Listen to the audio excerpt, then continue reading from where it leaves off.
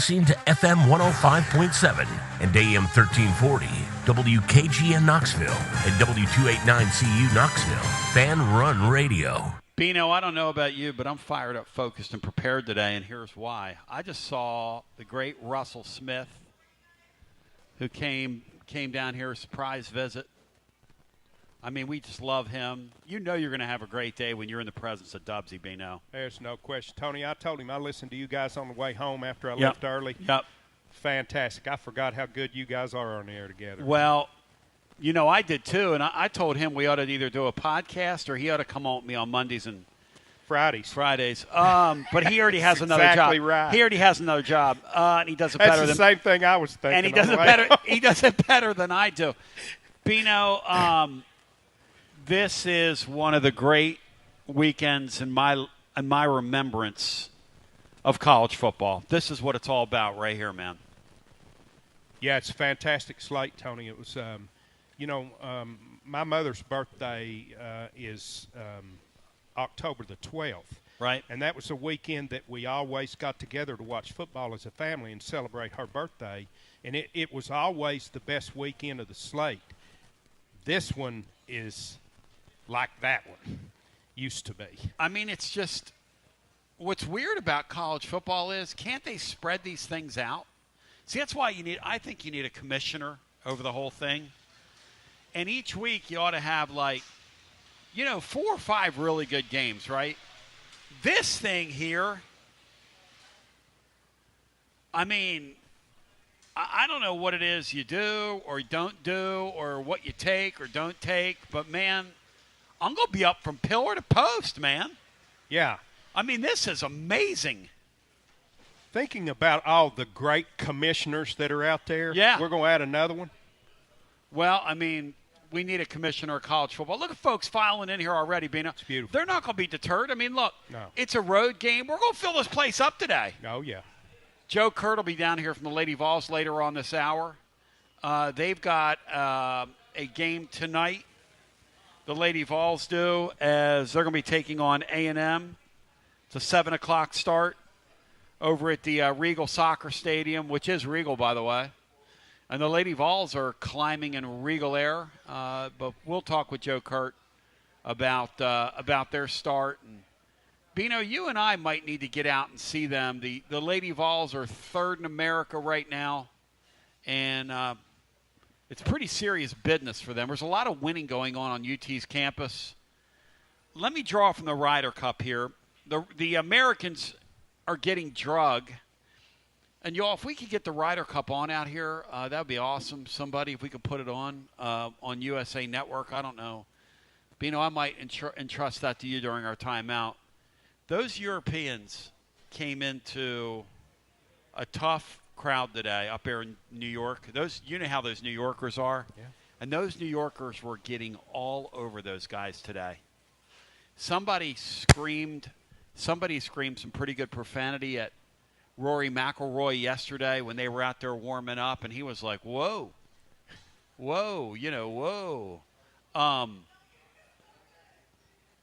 They went right out there today and took that crowd right out of that deal. Now, it looks like they're going to win 3-1 here to start. And they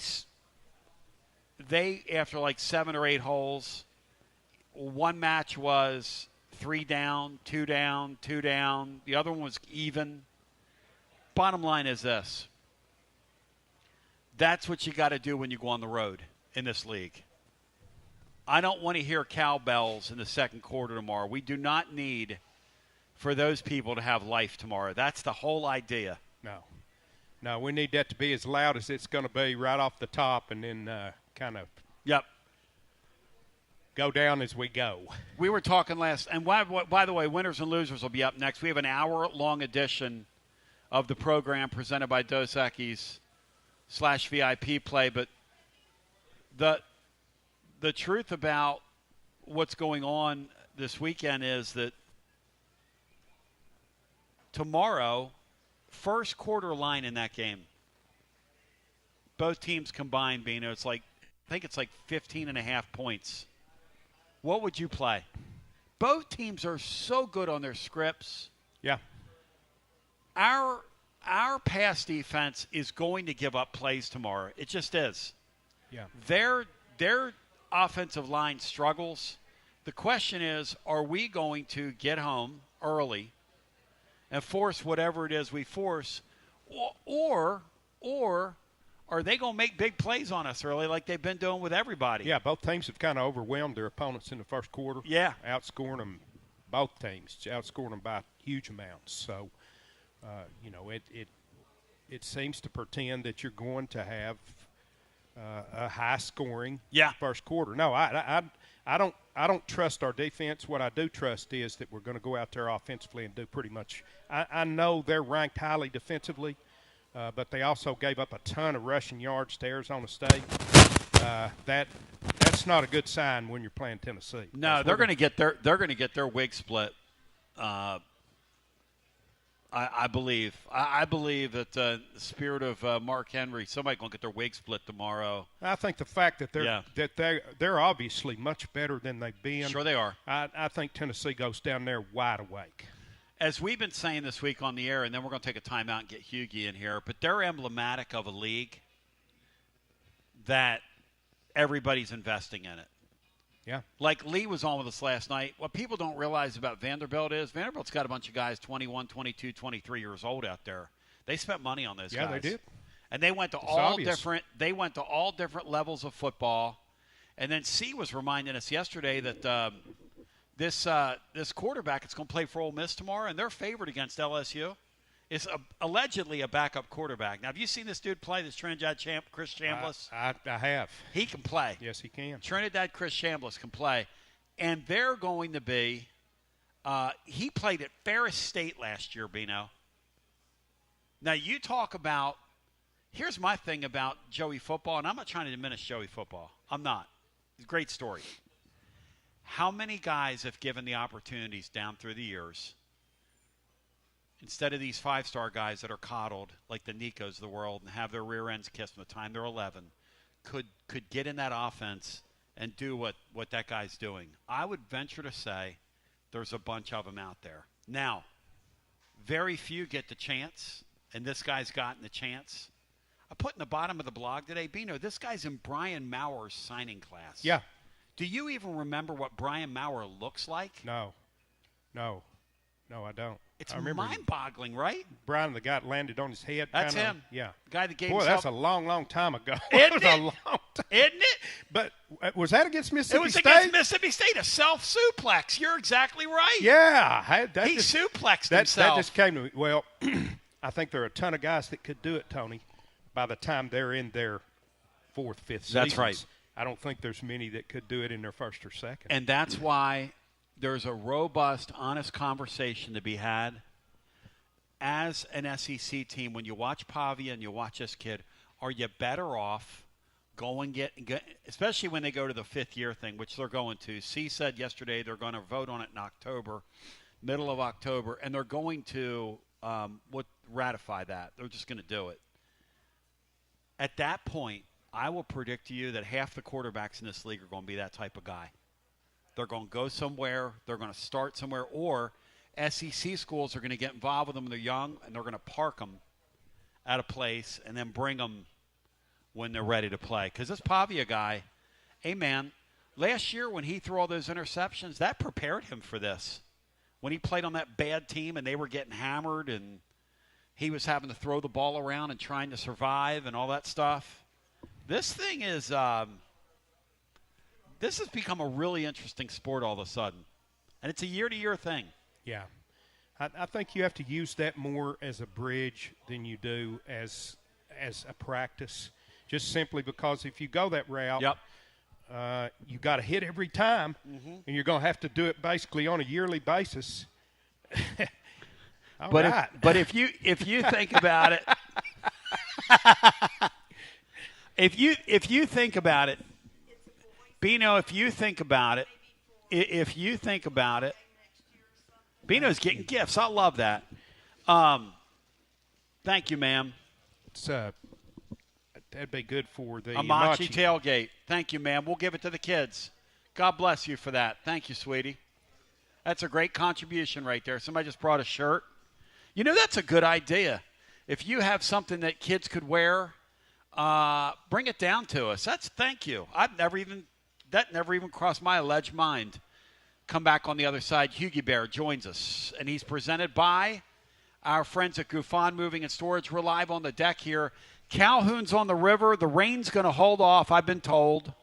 Yeah. I had a conversation with God today. The rain's done, and we're going to have a beautiful, beautiful day. Come out and join us. And Laura today, when she was helping me with the equipment, because I'm still not picking things up, she said, man, it feels like fall out here. Feels really good, doesn't it? It does. We're going to continue with more on the other side right after this. Are you searching for a great local coffee? I'm Billy with Grade A Grounds. You can buy our freshly roasted coffee online and support a good cause with every sip. Great coffee, greater causes. Visit our website today, gradeagrounds.com. You got to dream about buying some land and building on that land? Well, Waterside Contracting is your ticket. 25 years of making dreams come true, Michael Scott. For hundreds in our area, custom homes or remodels, Waterside Contracting will build on your lot. They do incredible work all over the area. Structural integrity, quality without compromise. It's a way of life with Waterside Contracting. Check out the wonderful work Waterside does. WatersideContractingLLC.com. When it's time for your dreams to come true. Quality without compromising. Waterside Contracting. Preparing food for a big gathering can really take it out of you. That's why you need to call Calhoun's and check out their selection of party platters. Whether you're hosting a party for the big game, a reunion, or just an everyday gathering, a Calhoun's party platter is next level. Choose from Calhoun's always excellent chicken tenders, fly with Calhoun's wings, or boneless wings with a variety of dipping sauces, award-winning next-level melt-in-your-mouth barbecue ribs, or delicious spinach artichoke dip, or get one of each. Plus, if you're doing burgers or sandwiches, Calhoun's has lots of side dishes like spinach Maria, baked cinnamon apples, Smoky Mountain baked beans, or creamy coleslaw. Available in pints, quarts, and gallons. And to finish things off, pick up one of Calhoun's great desserts to go, including homemade cheesecake or key lime pie. Calhoun's, simply your go-to party headquarters. With 9 locations all over East Tennessee, you can order online and just pick it up. Calhoun's, one of the Copper Cellar family of restaurants, along with Chesapeake's, Copper Cellar, Corner 16, Cherokee Grill, and Smoky Mountain Brewery. Eat local, eat good. When it's time for your next move, you want to get your precious belongings from point A to point B with your peace of mind intact. That's why you need to call my friends at Gufon Moving and Storage, East Tennessee's moving legend. Gufon Moving and Storage has been helping East Tennesseans move since 1887. That's 138 years, 5 generations. That's even longer than the Dooley, Jones, and Pruitt era combined. Gufon Moving and Storage are pro movers, serving Knoxville, surrounding areas, and interstate moves too, both residential and commercial. And we'll provide you with personalized service that other corporate movers simply cannot. We know how to move all types of items. We pay careful attention to our clients' valuables. Your satisfaction as a customer is our absolute priority. As the oldest continually owned and operated family moving business in the United States, when it's time for your next move, it's Gufon Moving and Storage. And storage, it's secure and vaulted. Our newest offering of commercial storage logistics, we offer receiving, storage, and delivery services for all your business logistic needs. See more at Gufon.com. That's Gufon.com. Or check out the link at tclub.team. When it's time for your next move, East Tennessee's moving legend, Gufon Moving and Storage. Why limit great savings to just one weekend? This year, our Labor Day special lasts all month long. It's the September Smart Comfort event from Pipe Wrench Plumbing, Heating, and Cooling. This month only, enjoy valuable home comfort upgrades at no extra cost when you install a new HVAC system or water heater to prepare your home for the colder months ahead. This September, you can get a free furnace upgrade with qualifying HVAC system installation or free sediment filter with water heater installation. Pipe Wrench is your partner for energy-efficient and cost-effective upgrades that keep your family comfortable and safe year-round. We make it easy with free on-site estimates for replacements and free second opinions on repairs. And if budgets are tight, we offer flexible payment plans including 0% financing with credit approval. No rush, no stress, just smart seasonal savings for HVAC or water heater installations until the end of September. Call Pipe Wrench at 865-264-8090 or book online at pipewrench.com to schedule your appointment today. And as always, same-day service guaranteed or the visit is free. Life never stops moving, and between the 30-minute commutes, daycare pickups, weekly soccer practice, Tuesday night yoga, X number of coffee runs, and that weekend trip to Grandma's, you're racking up the miles. What you need is a tire that can keep up, a tire designed for doers, a tire that's going to last, like the exceptionally long-lasting Michelin Defender tire. With an 80,000-mile warranty and the safety and comfort you expect, you can forget all about the miles ahead and focus on getting to your destination or conquering your to-do list. Fleet Tire, I-275 exit 1B at East Woodland Avenue in Knoxville. That's Fleet Tire, I-275 exit 1B at East Woodland Avenue in Knoxville. Fleet Tire. Inward Half is committed to the game and the memorable moments that happen in between. From the tee box to the tailgate, from the green to the big game. For the first birdie with Dad, the first big win with Mom. Friday night lights, Saturday superstitions, Sunday traditions. Fall into the comfort and unparalleled performance of Inward Half. This fall, enjoy the walk-in. Are you tired of hiding your smile because of crooked teeth? At Knoxville Smiles, we've got the perfect solution. Invisalign. No metal, no wires, just clear, comfortable aligners that straighten your teeth without anyone noticing. Eat what you want, smile with confidence, and see results in as little as 6 months. Call us today for more information about Invisalign, 865-539-1776, or just visit us online at knoxvillesmiles.com. Smile brighter with Knoxville Smiles. Out-of-town law firms have been swarming into East Tennessee lately. From Memphis, Chattanooga, and Birmingham, they've stormed into the area. Wouldn't you rather do business with a local firm? You know, a true neighbor. Marcos Garza and the pros at the Garza Law Firm are just that. There are neighbors and friends that support local causes year-round. The Garza Law Firm works to serve you professionally on criminal matters, injuries and accident matters, and Social Security and disability filings. The Garza Law Firm is here for you at garzalaw.com. The Garza Law Firm. Let us help.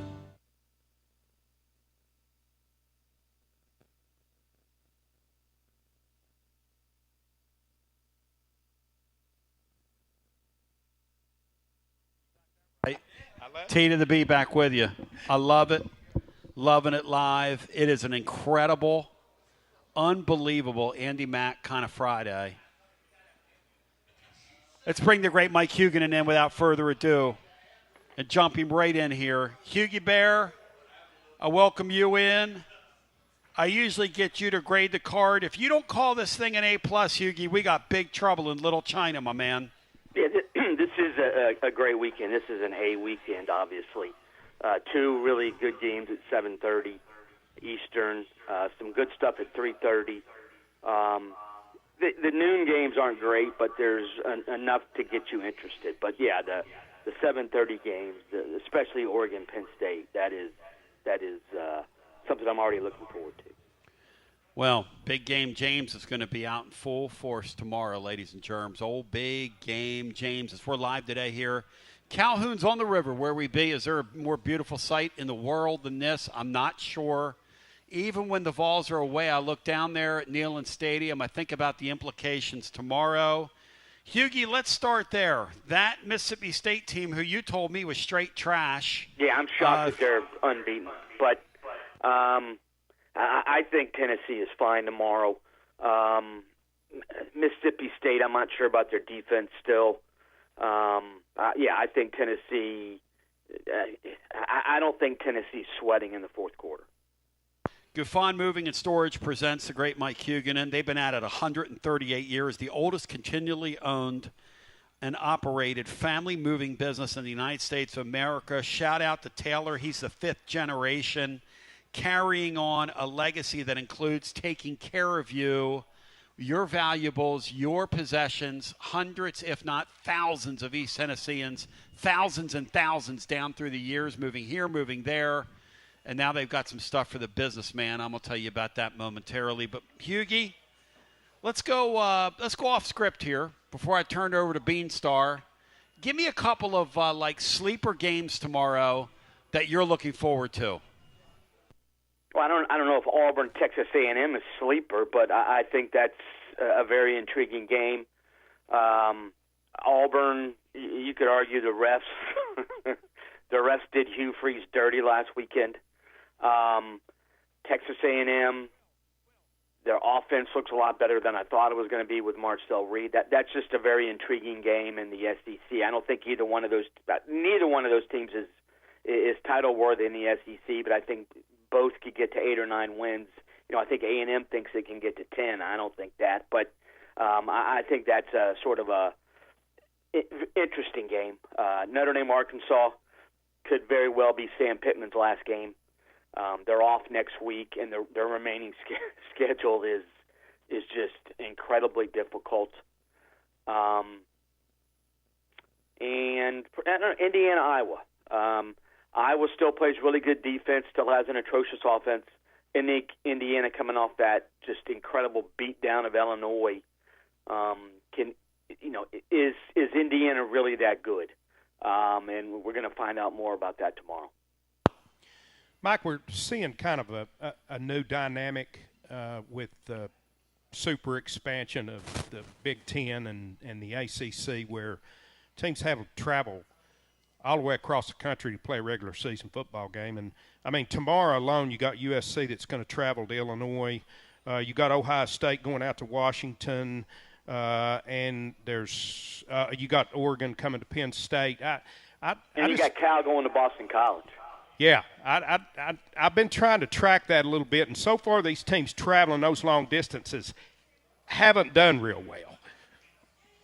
And I think it's going to get worse as the season goes on. I mean, we're still in September. I don't think making a cross-country trip in late October or early November is going to work out very well. The whole situation. I think everybody agrees. If you take, the games on Saturday in college football are phenomenal. The games, whenever they're played in college basketball, phenomenal. But then you take a step back and you realize that this is ludicrous. These aren't pro players. These are 18, 19, 20-year-old guys who are getting paid. I get that. I still the idea that I go to school in Berkeley and I'm going to play a game in Boston. That's stupid. Oh, I go to school in Columbus, but I'm playing a game in Seattle. It's ridiculous. I go to school in Eugene, but I'm playing a game in State College, Pennsylvania, and there's no easy way to get to State College, Pennsylvania. The whole thing it's asinine, frankly. And we all know the money is the reason. But yeah, I think as the season goes on, you get tired. Obviously, you get more tired. You get more beat up. I think those cross-country trips later in the season are going to be even more problematic for the teams making the long trek. Hey, Bino, think about those fan bases, too. That's the other thing. I remember the late, great Mike Slive I was interviewing. I interviewed him one time, and I said, this is when they brought A&M into the league. Thank you, Audrey. Audrey over there in the island, ladies and gentlemen, making it possible. You all take care of Audrey. Audrey's next level. Bino, I remember talking to Slive, and he said, yeah, it's geographic integrity having Texas A&M in the league. And I thought to myself, in what world? But what did we know. Yeah, what the Big Ten did is say, hold my beer, and then the stupid ACC, I guess they had to do it, or those teams had to do it to find a landing spot. But how Stanford fans are in the Atlantic Coast Conference? I mean, that's the most disingenuous thing in the world. But Bino's right. Hey, tomorrow, this Julian Sayin guy's got to go, and he's not a very experienced quarterback. Played the Texas game, but other than that, not real challenged. Kind of like our guy. He's got to go on the road tomorrow to a hostile environment. Our guy has to go to a hostile road game. It's a few hours down the road. This guy's got to go all the way across the country to Washington, and they're laying 8.5. And from a gambling perspective, Hughie, that is a very interesting game tomorrow, man. Yeah, and my assumption is that the spread reflects that. I think I think that's still a high spread, but I think obviously if that were a neutral site game, Ohio State might be favored by 10.5 or even 11. But yeah, I think there is.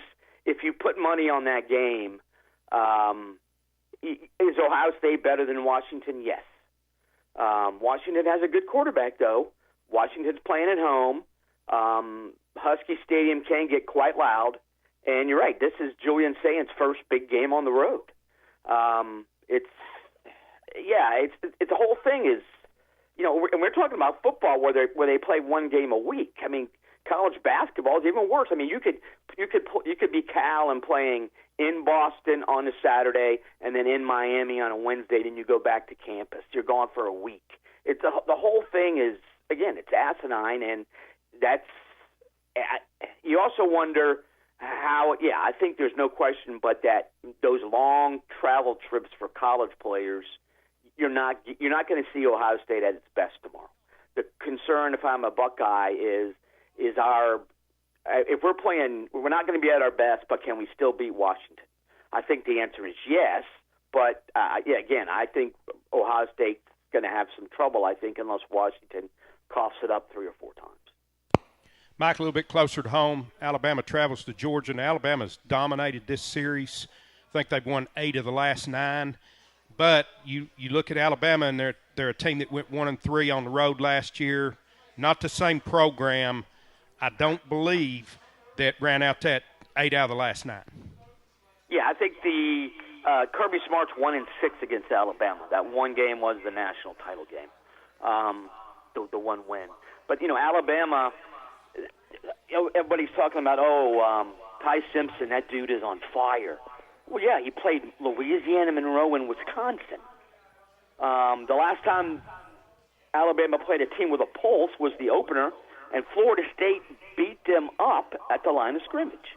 So, Georgia's got problems on its offensive line. 2 true freshmen could start tomorrow, which is sort of mind-blowing considering all the recruiting wins that Kirby Smart has. And I guess it was John Stinchcomb sort of called out he called out players and coaches saying, the former Georgia offensive lineman, why are we playing 2 true freshmen on the offensive line? That means some of these guys that are getting paid aren't really playing all that well, and he's exactly right. But I think the Georgia defensive line, if Alabama had problems with Florida State's defensive line, they're going to have problems with Georgia's defensive line. So I think Georgia wins. To me, the key 7:30 game is Oregon-Penn State, because that game I have questions about who's going to win. I have 0 questions that Georgia beats Alabama. 0. I'm wondering why the line wasn't a little bit higher in this Georgia-Alabama game. I think Georgia's been about a 2.5-point favorite the entire time, and seems like that they should be more of a favorite than that at home. Yeah, well, I mean, why is Alabama ranked 17th in the country? They've beaten Louisiana Monroe and Wisconsin. Wisconsin is atrocious. I mean, they are horrible. And it's because of the name on the jersey, the Alabama name on the jersey. So if you replace Alabama with Mississippi State, the exact same team could be called Mississippi State, they'd be playing in Athens, and Georgia would be a 13-point favorite. It's sort of I don't want to say bias, but it's brand bias. Let's put it that way. I think Alabama, until they're really, really bad, is always going to get the benefit of the doubt. But again, I have no doubt that Georgia wins. Gunnar Stockton. You're going to have some doubt tomorrow night. Grew up big time against the Vols. Yes, the Georgia defense, the secondary has some problems. They're terrible. I'm not sure that the Alabama offensive line can block the Georgia pass rush. I have no question that Georgia wins, which of course means Alabama's going to win. That's exactly right. I think Georgia. I don't see Alabama winning this game, and I think Ty Simpson. The idea that this guy, Kirby Smart said he's playing as well as any quarterback in the country. Well, if you play against Louisiana Monroe and Wisconsin, yeah, you should be putting up great numbers. Hey, Bino, Hughie's going to be regretting that tomorrow night, because Alabama is going to throw the ball all over them tomorrow. That Georgia team I saw in here, that secondary is bad. It's really bad. Or not, I'm not sure bad. It's got questions, but they're going to get carved up. They're going to get carved up tomorrow. And my assumption is they make a few subtle changes and maybe even a lineup change. Though Kirby Smart talking about his lineup is not going to happen. But I would not be surprised if there's a new player in the Georgia secondary. Hey guys, Again, the other yeah. I don't know if Alabama's offensive line can handle Georgia's defensive line. Hey, Hughie, baby, lay this on me here because it's time for your mover of the week. My friends over at Guffaw Moving and Storage have been at it since 1887. They present Mike Huguenin on a Friday, live today here at Calhoun's.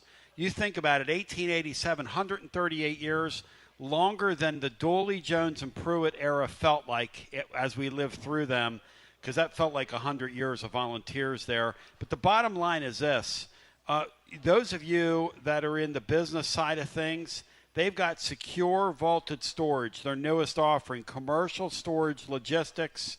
They offer receiving, they offer storage and delivery services for your business logistic needs. You check out the link over at tclub.team or go to goofon.com. Shout out Matt Dixon today, who wrote an incredible report on the Mississippi State game tomorrow. Matt, shout you out. And Orange Throat with a great report as well today. And Brian Hartman is back in games. Speaking of games, explain to me how Ole Miss has a backup quarterback going tomorrow and they're favored against LSU. Somebody explain that to me. Yeah, that's an interesting one. But Chambliss is putting up big-time numbers. I think it's more a reflection of the Vegas thinks that the Lane Kiffin offense works no matter what. But I think that's also a reflection of the LSU offense not being near as good as people expected, which is sort of puzzling.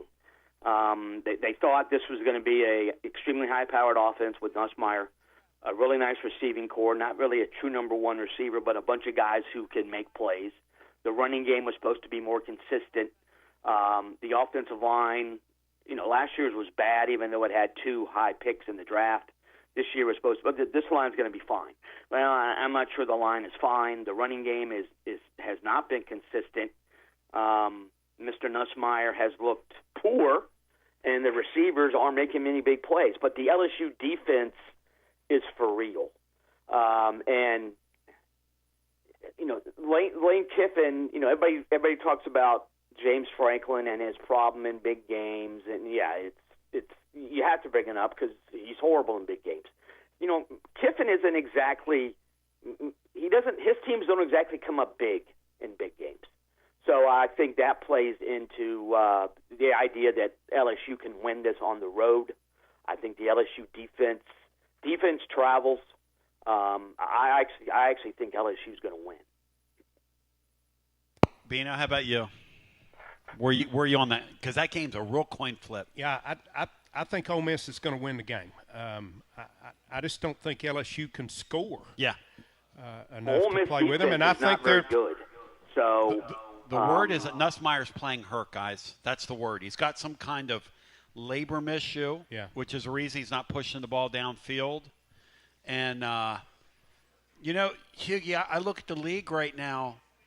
And the Joes at quarterback are so outplaying the pros. Arch Manning's having a tough year. I don't care what they say about, he's kind of like you said. He threw against air last week. Okay, so he was pumping around, jumping around, pumping his fist. I want to see him play a real SEC football game before I proclaim him back. The Joes are the guy that played at Ferris State last year could walk out there and outplay a supposedly a first-round quarterback. That's where we are in 2025. That is where we are, Hughie. It's a crazy season. Stockton's playing well. Joey Aguilar's playing well. Lagway's been brutal.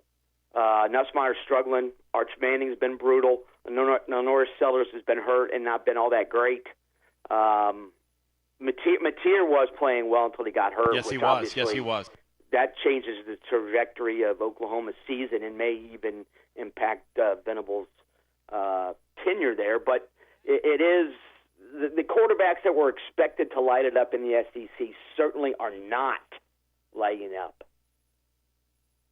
What do you think it is, Bino? I mean, it's just crazy. I don't know. I think it's a combination of injury and guys that just aren't ready. Do you think the NIL, like with the Manning guy, you think him carrying that name, I think the NIL pressure? I think that's a tremendous burden. I mean, he's got I feel almost, if he wasn't making so much money, you almost feel sorry for him because I think that's a tremendous burden on him. They're showing his ads while he's playing, and you're like, man, I just feel so bad for you because you stink. You know what I mean, Hughie? And you know that's got to be hard for him to carry that around. That's got to be hard. Yeah, I think, again, he's yes, he has the famous name. He's got the famous uncle. He's got the famous grandfather. But it's one thing, I think that the pressure's on me now. I have to perform. I'm 19 and 20. I'm not doing well. I think that has to eat at you. If you're 27, maybe it's a different situation. But I think Manning is pressing, and he's definitely not playing well. I think Lagway is hurt. Plus, he's got the worst coach in the league. Sellers is hurt and has absolutely zero supporting cast. Nussmeier is the one that is. Nussmeier put up big numbers last year. Yeah. This was supposed to be a better offense, so maybe there are some injury concerns with him because he does not look anything like I expected him to look. So it is extremely interesting that basically the four quarterbacks expected to do the most in the SEC this season are gigantic disappointments thus far. Hughie, the mover of the week, presented by our friends at Gufon Moving and Storage here live on the deck at Calhoun's on the river. What you got, my man? Who's the mover of the week? Nebraska. Every year, Nebraska, we're back. Okay, last week they had a mediocre Michigan offense coming in. They're playing at home. They were hyping this as one of the biggest home games in a decade. Everything was there for Nebraska to sort of seize the mantle and put itself back in the discussion in the Big Ten. This was a Michigan team that struggled to run the ball on Oklahoma. They ran all over Nebraska. Michigan ran for 286 yards, averaged almost 9 yards a carry, and had 3 rushing touchdowns. And Nebraska got beat up along the line of scrimmage. And if you're Nebraska, that to me is the place that you have to be good. You have to be good on the lines of scrimmage, and then you go out and hope to get skill guys. Well, they got some interesting skill guys, but their lines were just overrun. And it's sort of, and I'll be honest, I'm watching that game last week, and I said to myself, is Nebraska ever going to be, quote unquote, back? And I'm not sure, because Oregon's a better program now. USC's a better program. Washington's a better program. Penn State, Michigan, and Ohio State are better programs. So you're talking you're right there. You're seventh. This year, Indiana's better than Nebraska. I'm not sure Illinois still isn't better than Nebraska. I'm starting to wonder if, the Nebraska of the 70s, 80s, and 90s is gone for good. Hey, Bino, before we bid Hughie adieu, here's a question for you guys. When they go to 16 teams, right, that will bring a program like Nebraska theoretically back in play. In a 10-year period, how many times could a Nebraska fan expect to make the playoffs? And we have one of Bino's friends out here, it's a Nebraska fan, that literally could pick Bino, throw him, probably hit the old UT hospital across the street. He could throw him that far. He could throw you across the channel, Bino. So I'm going to ask you this question. I'd kill him. Yeah, sure you would. You better get a good punch in on his nose, and you better have the ability to get away. But, Bino, in a 10-year stretch, I'm going to ask you and Hughie, how many times should a Nebraska fan in a 16-team playoff expect to make the playoffs? Tony, I think the most surprising thing in my entire fandom is Nebraska's disappearance. I think I read somewhere where they have lost, I believe it said 29 straight games against ranked opponents. That can't be possible. I don't believe that's possible, but based on what I've seen, I'll say none. Hughie, 10-year stretch. I think expectations and reality are obviously different. I think Nebraska fans would expect 3 or 4 playoff appearances, but I think more likely is 1 or 2 max. Because I think, it goes back to where are you in your conference hierarchy? You're counting on, if every team every program is at its best, I really think Nebraska's like 7th, 8th, or 9th in the Big Ten. So that means that in a typical year, 4 or 5 teams in the Big Ten that should be better than you are not. And actually, I said 1 or 2 max. Maybe it's 1 because I think Rule's a really good coach. They appear to have nice NIL in place. They one of their 2 ex-football players there run one of the better NIL companies out there. They were on the cutting edge. They started before NIL even truthfully became legal. They were planning for it before. I don't know what's going on in Nebraska. I was shocked at how they got beaten up last week. Again, Michigan can't throw the ball, and they ran for 286 yards and averaged 9 yards a carry. That's Louisiana Monroe type defensive numbers, and this is Nebraska we're talking about. Hey, Hughie, on the way out, much love to you. Enjoy the college weekend. Any final thoughts for us here at Calhoun's on the River? Yeah, I think there's 2 interesting games tonight. TCU, Arizona State. TCU looks to be back on the beam. Arizona State obviously had that loss to Mississippi State, which makes you sit up. Florida State, Virginia, how good is Florida State? I think we'll find out a little bit more tonight, and then obviously next week when they play Miami. But Virginia, finally, Tony Elliott's got an offense that's, they're putting up tons of points and tons of yards. And you compare that to his former employer at Clemson. I think Tony Elliott's probably laughing right now. Hughie, thank you. You're my man. Much love to you. We come back on the other side. The incomparable Joe Kurt, who has the Lady Vols on top of the world right now in soccer. They're at home tonight. We're going to shine the light on them. I want to encourage you to get out there and see them. Let me tell you something. It is beautiful outside right now. And we're going to have a great time down here at Calhoun's on the River. Come out, eat some lunch, talk some sports with us, Steve Russell. We continue with more on the other side. And I want to thank Gufon Moving and Storage for presenting Hughie as we continue with more right after this. Whether it's baseball, football, softball, church groups, or schools, if you're raising money, do it with locally roasted Grade A Grounds coffee. I'm Billy Miller, a Vol alum and Knoxville native. You keep 40% of sales, and we donate 5% back to our East Tennessee community. Get started today by visiting our website at gradeagrounds.com. Score a TD every time with T3 Vodka. T3 is Tennessee's premium vodka, handcrafted with passion, precision, and a whole lot of pride. T3 Vodka is taking the volunteer state by storm. T3 Vodka, handcrafted in the majesty of the foothills of the Great Smoky Mountains, where quality isn't just a promise, it's a way of life. Filtered 10 times and 80 proof, T3 Vodka delivers a smoothness that's unmatched. This dedication to excellence has already earned T3 Vodka prestigious accolades. T3 is a 5-time gold medal winning vodka and the 2025 SIPS Consumer Choice Award medal winner. Whether you're sipping it neat or on the rocks or mixing up your favorite cocktail, T3 Vodka is your choice for a premium, award-winning experience. Score a T3 TD and ask for T3 Vodka by name at restaurants and wine and liquor stores today. Drink it neat, drink it right, drink T3 Vodka and score a touchdown every time. T3, Tennessee's premium vodka. Distributed by Athens Distributing Company. Please drink responsibly.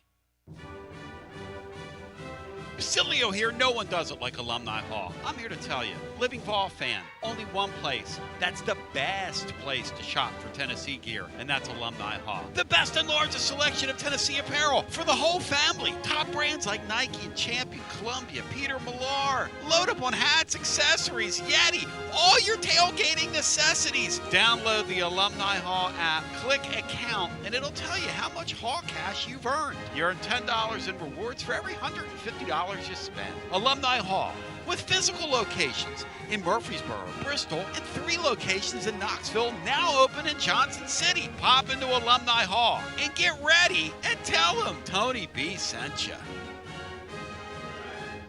When it's time for a fresh coat of paint, run, don't walk to Walker's Painting. Interior and exterior, Walker's Painting's been making it beautiful since 1999 across the Knoxville area. New construction, repaints, commercial, residential, free estimates available. And get this, mention you heard Walker's Painting on the Basilio Show, 10% off your first job. Let's go! Run, don't walk to Walker's Painting. 865-688-1410. That's 865-688-1410. Walker's Painting, making it beautiful since 1999. Check out the ad at the blog at tclub.team. Walker's Painting.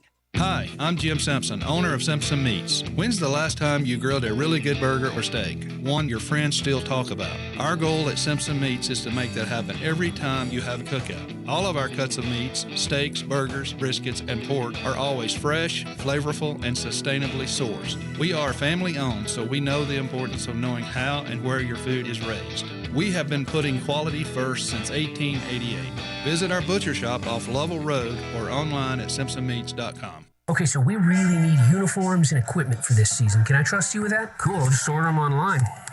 What? Yeah, I'm gonna hop online and I'm gonna get them ordered. Hold up, that's not a good idea. We shouldn't just spend money on some random online retailer, okay? I mean, it seems pretty convenient. Trust me, it's a terrible idea.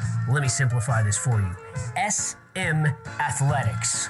Okay, how do you pronounce it? SM Athletics? They're the go-to for uniforms and equipment, whether it's for universities, high schools, youth leagues, you name it. So why wouldn't you rather go with professionals who can guide us through the process, design the perfect uniforms, and deliver the best equipment? Yeah, I guess that makes sense. What's the name again?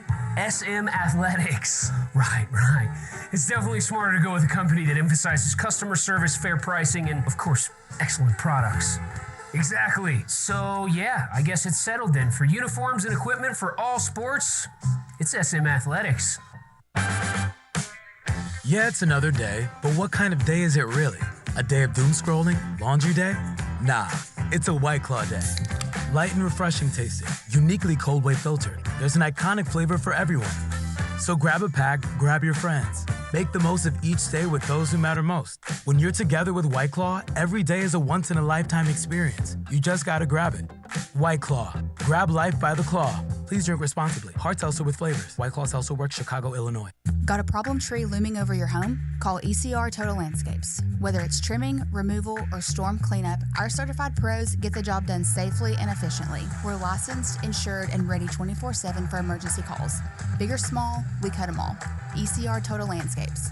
Call now for a free estimate, 865-384-2012, and mention promo code FANRUN for free stump grinding on any tree removal now through the end of the year. Also, visit us at ecrtotallandscapes.com. Basilio here for Budget Transmissions. TGMD, the great Matt Dixon, took his Ford Escape to budget, and like our Gold Bullet back in the day, it was a total mess. And now, Matt's back in the game. He's got a new transmission, axle, wheel bearing, both radiator hoses, engine mounts, coolant hoses. I mean, his Ford Escape was about to escape to the junkyard, but he didn't begrudge it. He took it to budget, and now he's on his way back to Omaha. Budget Transmissions, over 30 years in business, conveniently located in Bearden. All extended service contracts are honored.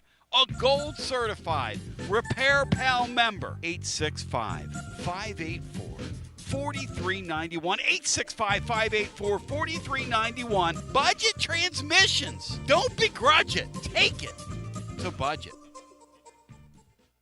Hey there, Basilio family. Jennifer Morris here with Keller Williams Realty. The countdown to fall football is on. Is your fall plan missing the perfect home to watch the Vols make another playoff run? If a new view is on your game day checklist, I'm ready to help you find it. Don't wait until kickoff. Give me a call today at 865-694-5904 or visit my website at nextmovesmokymountains.com. That's nextmovesmokymountains.com, and go Vols. Josh Collins at Collins Insurance Agency. At Collins Insurance, we strive to ensure our customers receive better coverage along with bigger savings. Our community is important to us. We want to provide exceptional service to our customers. Anybody can provide great rates, great coverage, but can you also get great service? And hey, don't just take my word for it. What's up, everybody? Zakai Ziegler here. My family turns to Collins Insurance Agency for the best service, coverage, and price. So don't just go online and get some random insurance. Experience the Collins Insurance difference. Like he said, experience the Collins Insurance difference. CollinsInsuranceTN.com. CollinsInsuranceTN.com. And hey, their Mama's Easy approved. CollinsInsuranceTN.com. Thank you to Josh Collins and ZZ. One more thing, Tony. Go Vols.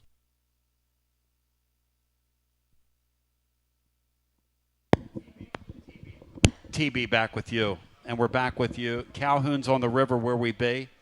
I want to thank everybody that showed up today out here. Look, it's not an off week, but the Vols are on the road. And it never ceases to amaze me. The great Terry in Atlanta, folks that have come out to see us and support the program today. It's just such a wonderful thing. The great Will Heflin's in the house. We'll put him on in the second hour, but listen anyway. Joe Kurt joins us now on the program. The Lady Vols are smoking hot. And, Coach, welcome in. Glad to be here. Hey, man. Great to see you. Give it up for Good the to see you great guys. Joe Kurt. Hey, thank you, my man. Thank you. Hey, Coach, tonight a great opportunity to come see what you guys do. The start you're off to, obviously you get up to number one in America and you kind of have to deal with all that. But your kids have handled it well, haven't they? They've been great. They've stuck to what we do every day, and really, really proud of them for handling that. It's a new place for us. We've been successful, but we've always been chasing it. When everybody's chasing you, you got to be at your best all the time. And they've done a great job of staying grounded. They've been tremendous all year and sticking to what we do every day.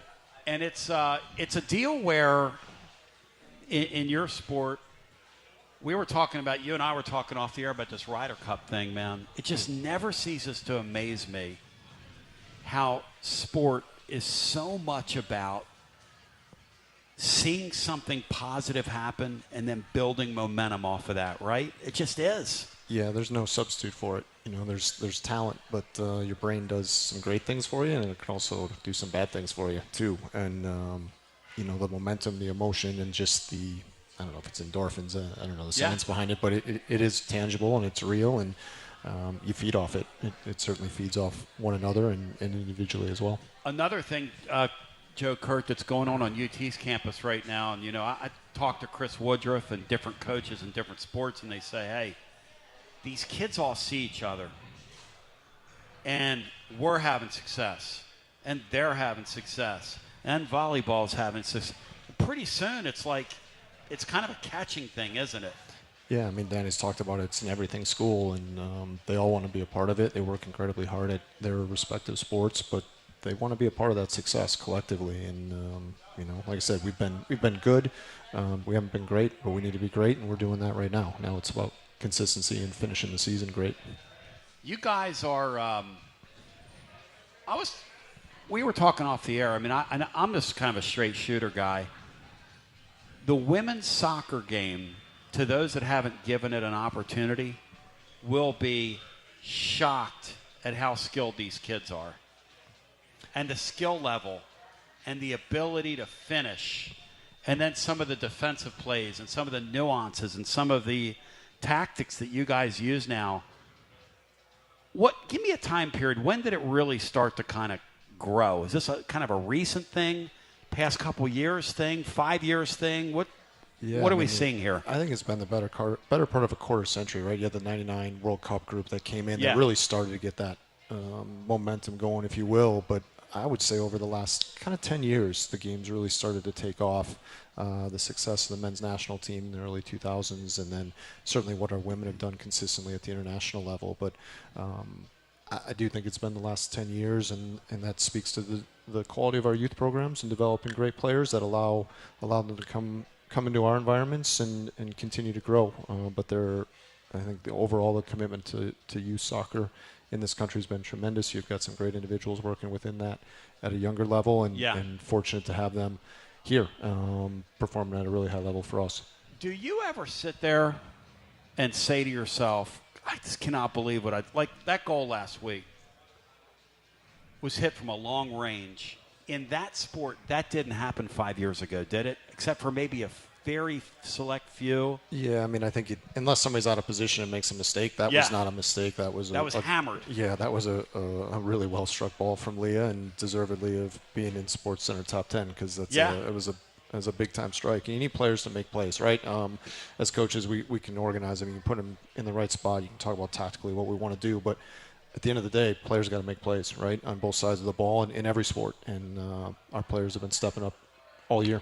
And you got these veterans now that are kind of leading, right? You got a redshirt junior that's kind of being nationally known.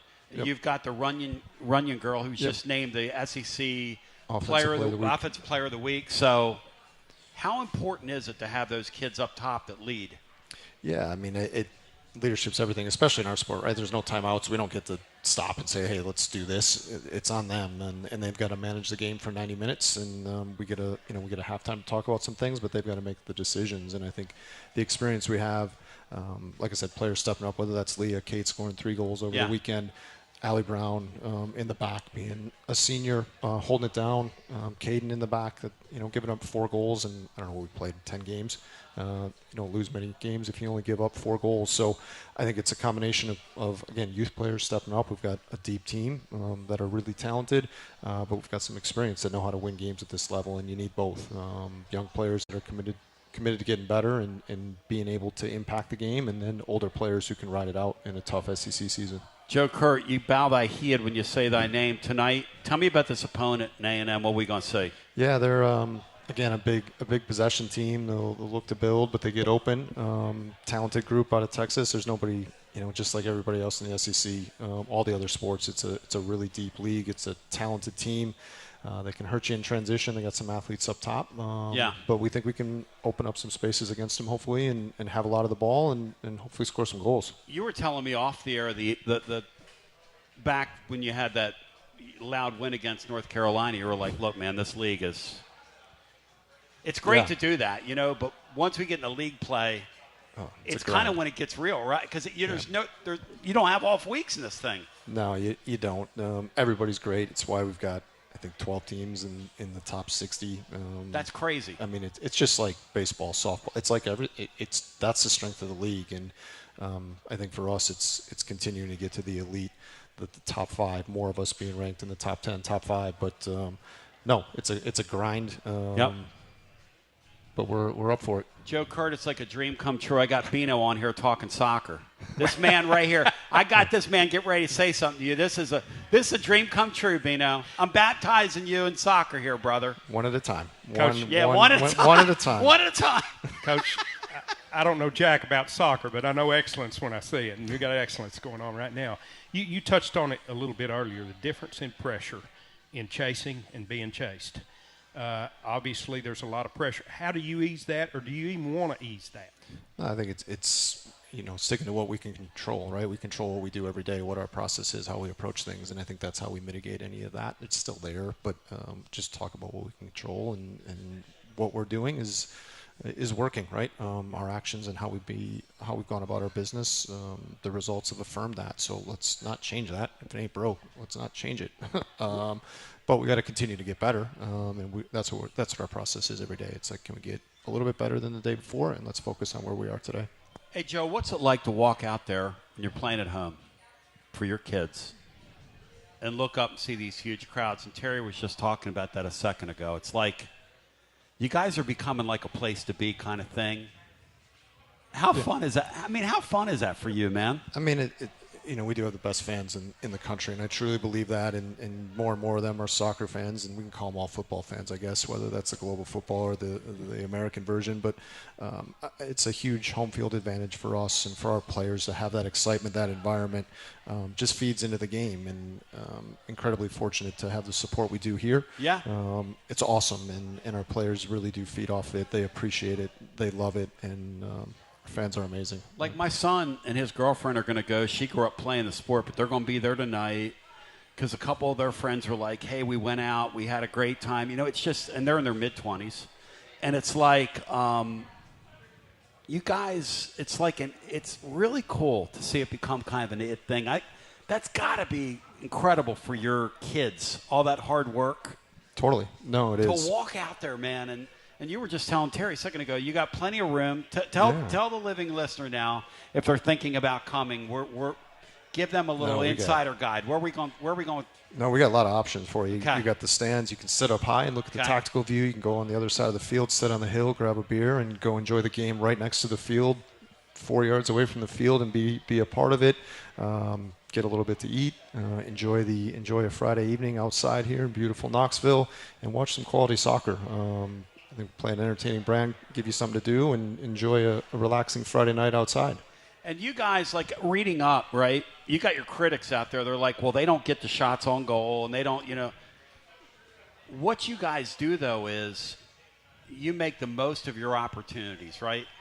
Yeah, I mean, I think we want to dominate the ball, and we played some teams at home that have sat and make it really difficult and condense some space. So you're going to have limited opportunities because of how teams are set up. That's deceiving, right? That's deceiving, yeah. Yeah, so each game presents a different challenge in terms of what space is available, and it's our job to obviously get to the space where we can score goals, right? So each team's going to give us a different way to do that.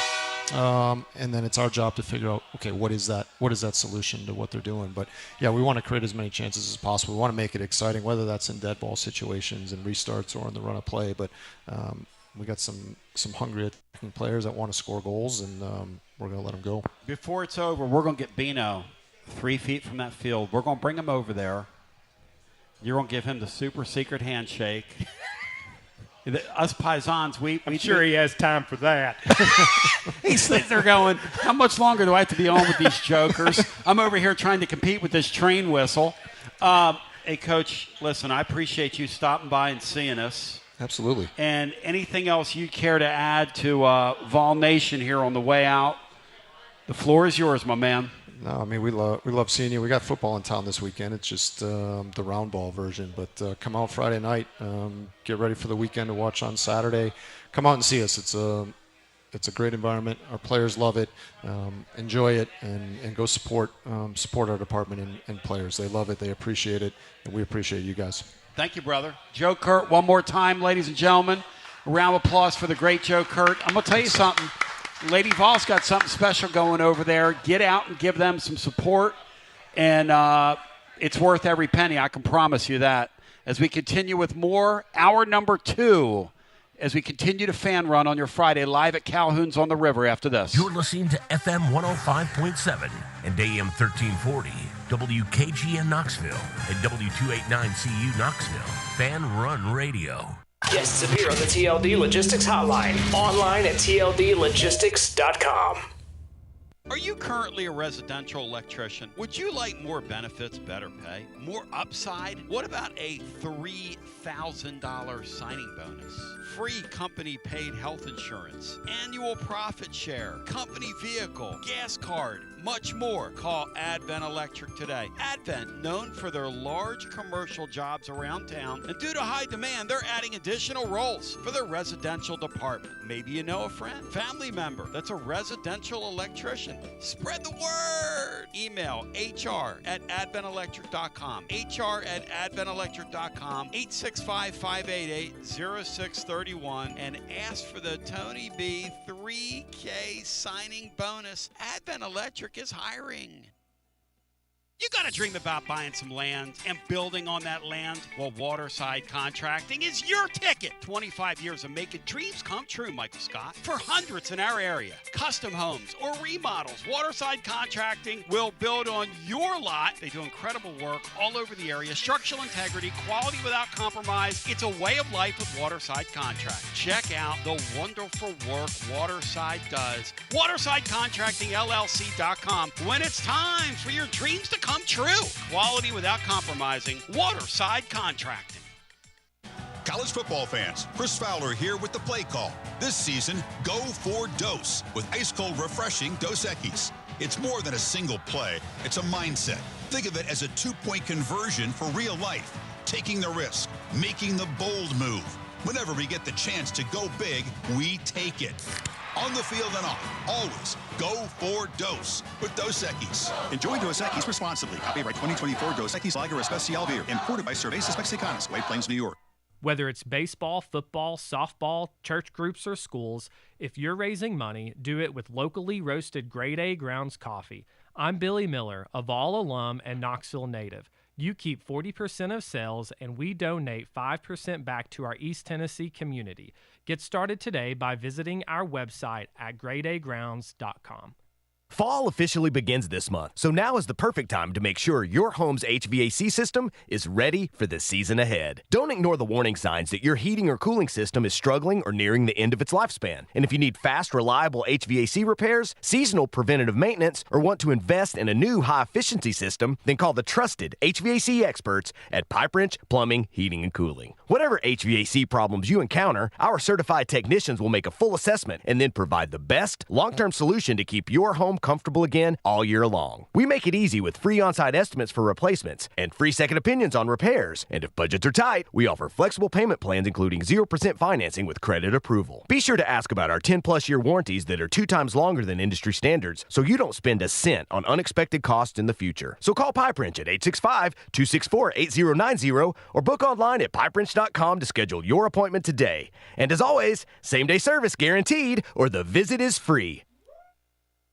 Hi, I'm Jim Simpson, owner of Simpson Meats. When's the last time you grilled a really good burger or steak? One your friends still talk about. Our goal at Simpson Meats is to make that happen every time you have a cookout. All of our cuts of meats, steaks, burgers, briskets, and pork are always fresh, flavorful, and sustainably sourced. We are family owned, so we know the importance of knowing how and where your food is raised. We have been putting quality first since 1888.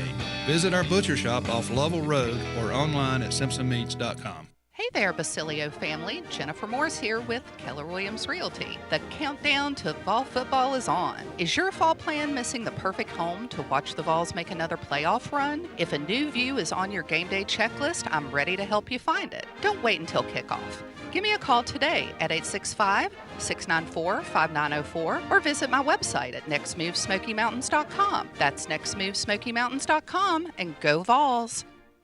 Tony Basilio, and we are live once again with Chad Stockton of FC Alliance. And Chad, you're out there on the field, 100 strong here in Knoxville. Talk to me. What's been going on with FC Alliance now that the weather's heating up? We're out here for the first night of the boys' tryouts. We have over 400 kids that'll be here tonight. So a lot of exciting times right now for us. Our club team started at U9 and we go all the way through U19. We have over 1,000 kids that come from Chattanooga from the Tri-Cities that make all our teams and make this club what it is today. So we're excited about it. We finished the younger kids a couple of weeks ago. We just finished the girls last night, and now we're on to our older boys program as we speak right now. And we're blowing and going in the Tri-Cities. Tell me about it. We started FC Alliance North 1 year ago, and coming off the first year, we are the largest, most competitive club up in the Tri-Cities area. We just finished our tryouts last night. Looks like right now we will be well over 400 kids for the upcoming season. So great things happening up there. We've put our boys into some really good regional leagues. So we're excited about what the future holds for them and also our girls programs. If you want more information, check them out at fcallianceknox.org. That's fcallianceknox.org. Chad Stockton, keep growing the beautiful game here in East Tennessee. Absolutely. Thanks, Tony. Tony Basilio along with the great Mark Griffin. And we're here to talk about our friends at Performance Medicine. And Griff, their slogan, stay educated, stay healthy. That's you. Wow. I really like to think that, Tony, and I'd like to give Dr. Rogers a lot of credit because I definitely want to stay educated and healthy, and knowing that he's putting the time and effort in to make sure of my care, I want to encourage your listeners to put the time to learn and become educated and get to know Dr. Rogers and see if it can help with your health as well. And there's a really, really easy way to do that. In fact, they've got their own YouTube channel. You can see Dr. Rogers for himself with his staff. It's called The Performance Medicine Show over at the Performance Medicine channel over on YouTube. Also, more information at performancemedicine.net. To our friends in North Knoxville, a brand new location over in Fountain City, now accepting patients. So many ways to reach Dr. Rogers. And like they say, stay educated, stay healthy. Performance Medicine, online, performancemedicine.net. Located in Knoxville's historic Old City, Barley's offers great food, live music, the best draft beer selection in town, and now your new favorite place to watch sports. Their indoor projector is perfect for any weather, and they've revamped their upstairs area with more TVs to take in all of the action. Their menu features hand-battered chicken tenders, juicy burgers, fresh salads, and the tastiest pizza in Knoxville. You can enjoy their happy hour drink specials daily from open until 6 p.m. Barley's Tap Room and Pizzeria. When it's past high noon, it's time for a vodka soda made with a vodka you've actually heard of. I'm talking White Claw vodka soda made with White Claw premium vodka. JB Smooth only drinks vodka soda made with the world's smoothest vodka. And you can too. Pick you up a bottle of the triple wave filtered vodka that's been distilled 5 times. White Claw Premium Vodka comes in 4 flavors: black cherry, mango, pineapple, and just vodka. You haven't had vodka like this. No one has. White Claw Premium Vodka. Please drink responsibly.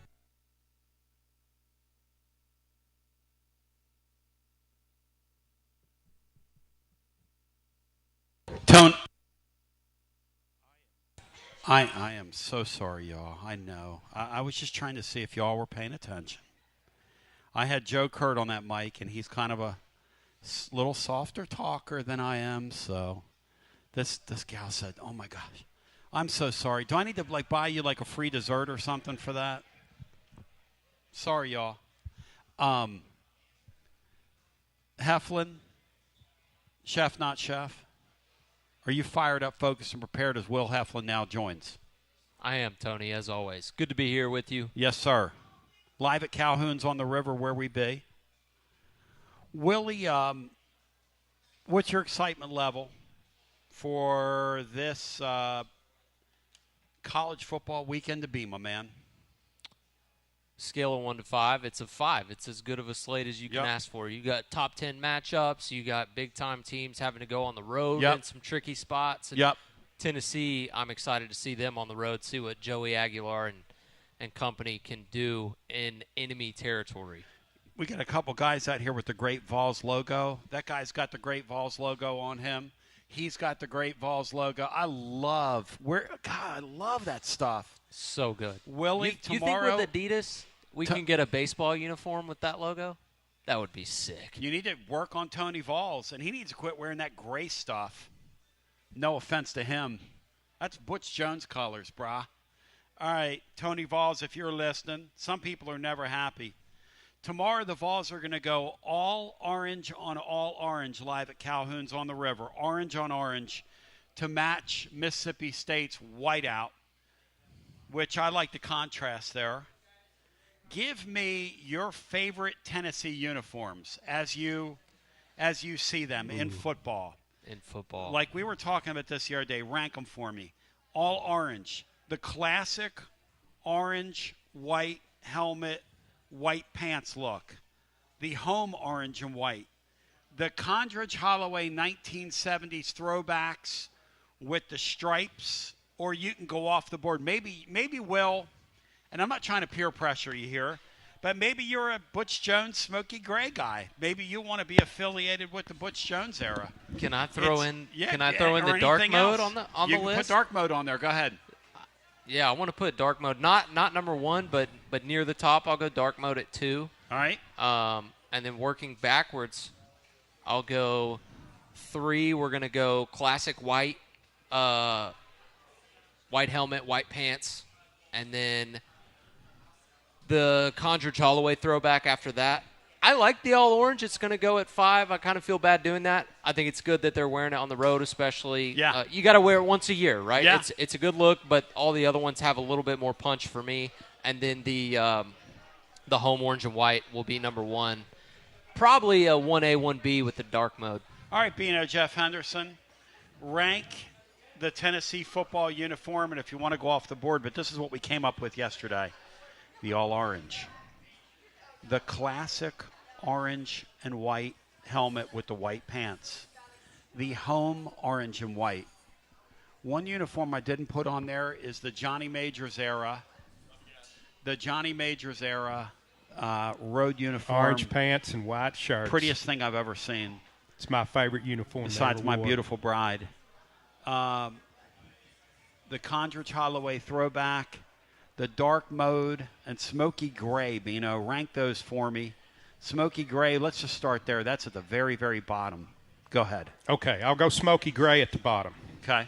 I know people love the Stormtroopers. That's never been my thing. Yep. I didn't like them because they replaced my favorite uniform, which was orange pants and white shirts. That was the 90s Matter of fact, former road uniform look, the Stormtrooper. I used to say when we showed up in those all whites, we looked more like we were there to give somebody a shot than to play football. But I'll go from bottom to top. Smoky grays are my least favorite.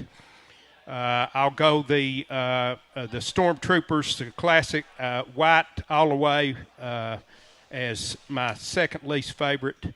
I'll go with dark mode. Then I'll go with all orange. Then home orange and white as the best. How about Bino? That old dude showed some flexibility there. He put dark mode in there, Holmes. Like he had third from the top. That ain't bad, Bino. No. You're not afraid to change, are you? No. I tell you what, the coolest uniform we've seen was during that Kiffin year when they had those uniforms made by that company up in – Yeah. They had them made like overnight. It was Sports Bell made it, wasn't it? Or something like they that? farmed it out, though, to some – because they wanted to keep it a secret. Yeah. That all-black uniform that night was so hideous looking that it was cool looking. Well, it's because they couldn't get the black pants right, and they wore orange pants. That's right. They wore orange pants with it. It was straight Halloween stuff. But my only request, this is my only request with any of these uniforms is don't mess with the helmet. When you start messing with the helmet, I want to pull my proverbial brass knuckles out for you and throat punch whoever's responsible for that. Yeah, I've always felt that way too, Tony. I will say that black helmet that they wore in dark mode, Bino, don't start on me. As long as they keep that power T on the side, jimmies, Bino. Long as they keep that power T on the side once a season, I can go with that black helmet. Bino going to get kicked in his jimmies. What'd you think? That's the dark mode that I was referring to. The one that they wore recently where the helmet was white, but it had the black outline on it with the dark mode uniform. That one wasn't as good. Helmet with the dark mode was Hendon's year. Was awesome. Let's go to the phones without further ado. The great Will Heflin's in the house with us, breaking it down scientifically as we move right to left across your device and do it with the greatest of ease. I want to thank the crowd that's out here today. I love each and every one of you. Thank you, even those I'm giving a headache to. You're welcome. Thank you. Yeah. Let's get Madison in Texas here, who joins now on the program. Madison in Texas, welcome in. Tony, good to talk to you guys. Will, nice to hear your voice. Bino, Brian. Great to hear from Coach Joe as well. We can give Danny all kinds of heck for the prices we pay, but he's good at hiring coaches. So I applaud him for that. No question about it, my man. No question. So, Tony, we're getting ready to gear up here and go down to Mississippi State. I told you there on the after show last week we'd be down there. And, Tony, this kind of reminds me of the Tennessee community and how we always rise up to a challenge. We jump on the road, we saddle up, and we get out there. If you can hear the sound of my voice right now and you have the capability, you have the ability, you have the means to get in your car, get all your kids, tell your wife you're going out for the weekend or bring her with you, and you get your butt down to Starkville, Mississippi, because we're about to ruin this whiteout, baby. Let's go. It's an interesting thing you bring up. Will, we were talking to a guest earlier in the week. He told me 1,000 tickets remained for this game. Madison, what did you guys pay? What did you pay for your tickets? Tony, I've been down this road many times before, and I found that the best choice is always to buy right before game time, 5 minutes before, 15 minutes before. TickPick is an app that's got all the metrics, tell you what's happening with the prices, how many tickets are on the market, whether it's going up, going down. So I'm a buy right before the kickoff type of guy. But looks like, I look at the prices, Tony, and I feel like we're going back in time 10, 15 years, like $100 to get in. I haven't seen a price like that for a home game in a long time. No, it's crazy. You can sit downstairs at this game, Bino, with good seats for like $150. That's after fees. which tells me this, guys. Those Mississippi State people won 2 games last year. I don't think they're bought in on that 4-0 start, Bino. Otherwise, there's no way that'd be the ticket price. No, I agree. They're not totally bought in. We've come a long way with apps that tell you how many tickets are out there. So people just don't go around with 2 fingers in the air anymore out there. Well, I mean, you can stick your 2 fingers in the air. You might get something else for that. I don't know. But, Willie, my thing is, too, when I think about tomorrow, you look at Mississippi State's schedule, they lose to the Vols, and this is what their fans are thinking. They could lose the rest of them. I mean, that could happen. It could. The Arizona State win was certainly a really good win for them because it could have been really, really ugly had they not come in this week 4-0. And Tennessee cannot look past them because they are certainly better than they were. They've got depth. Yep. They loaded up in the transfer portal, and they are certainly better. Yep. But they got one of those brutal SEC schedules, and so them along with a couple others in the league this year, if it goes off the rails, it's really going to go off the rails, and we'll see. Madison Bino will share that schedule. The Mississippi State will not beat the Vols tomorrow. There's no way. Tennessee beats them by 10-plus points. Now, Mississippi State will make plays, and I do like the over. I think the over is playing that game tomorrow. Go ahead, Bino. Rattle off that schedule. Madison, you answer whether Mississippi State wins, loses, or draws. Go ahead. Next week they go to College Station, play Texas A&M. Who you got, Madison? That one's a loss, so give me A&M. All right, go ahead. Got an open date, then they go to Gainesville to play Florida. Ooh, with that defense, I'm going to give them a loss there too. But I think there's a chance they win that one. I agree with that defense. That could be a win. October 25th, Texas rolls into Starkville. Good gosh. Yeah, obvious answer there. Yep. November 1st, they travel to Fayetteville to play Arkansas. They're not going to win that game. one, since we've been going loss on all these, I'm going to give them a win there. All right, that's nice of you. Georgia rolls into Starkville on the 8th of November. Oh, my gosh.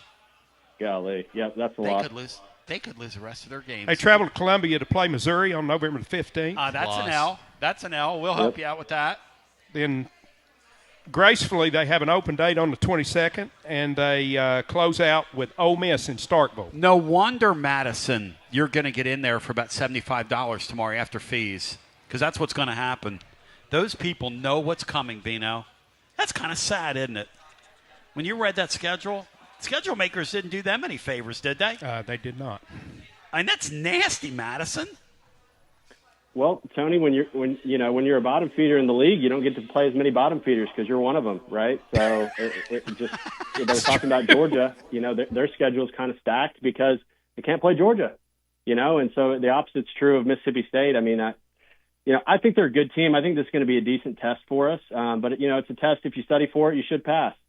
And, I just think we're a little bit further along in our development. Love what Levy's doing over there, man. If he doesn't work out, I'd love to have him come here and be the offensive coordinator. Cause I think he's a good coach, but, I think the Vols take care of business. Yeah. I think the biggest key here is Tennessee knows there's a test coming tomorrow. Yep.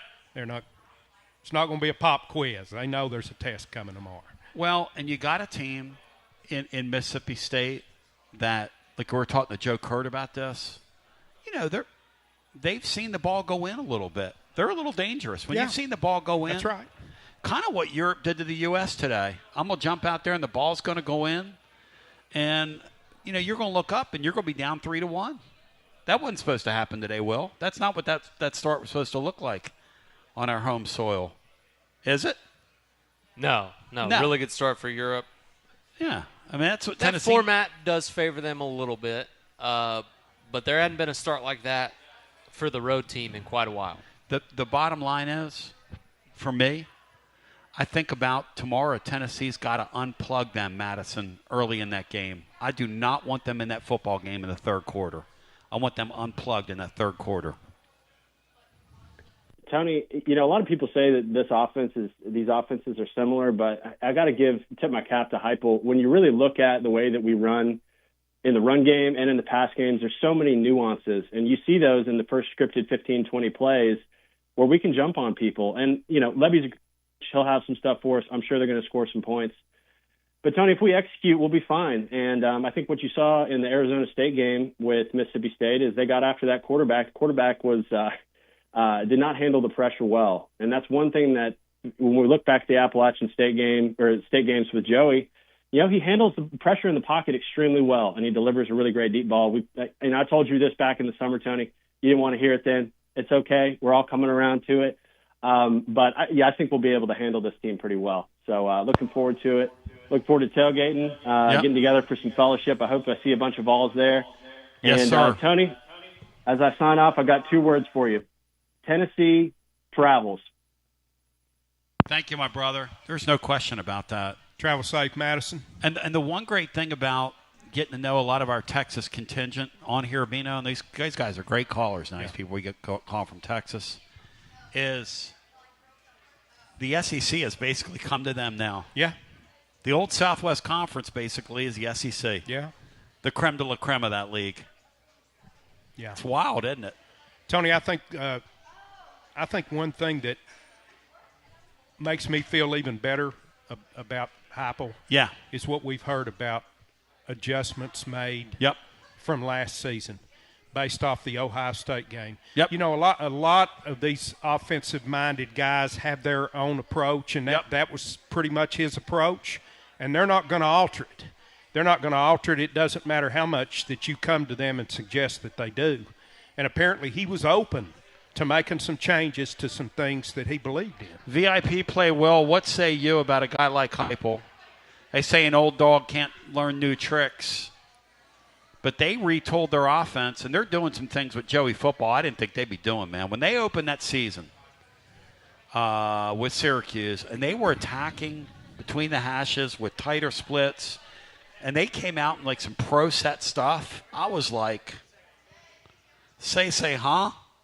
I mean, we knew they were going to do a little overhaul, but we didn't know it would be to that extent. Every old dog nowadays better be learning some new tricks. Yep. Scheme-wise, program-building-wise. Otherwise, you end up like Mike Gundy. So I don't know that Josh had a choice, but yes, he is always innovating offensively, and there's been some cool little wrinkles, and I think it's more sustainable and more versatile for him to kind of move forward, having a couple more tools in the tool belt. Let's grab Chris, who's up next with us. Ladies and gentlemen, we move left to right across your device. Live at Calhoun's on the River. We've got a great crowd out here. Chris, welcome in. You're on your Tony Basilio show. Great to talk to you. I think you're in Birmingham, aren't you?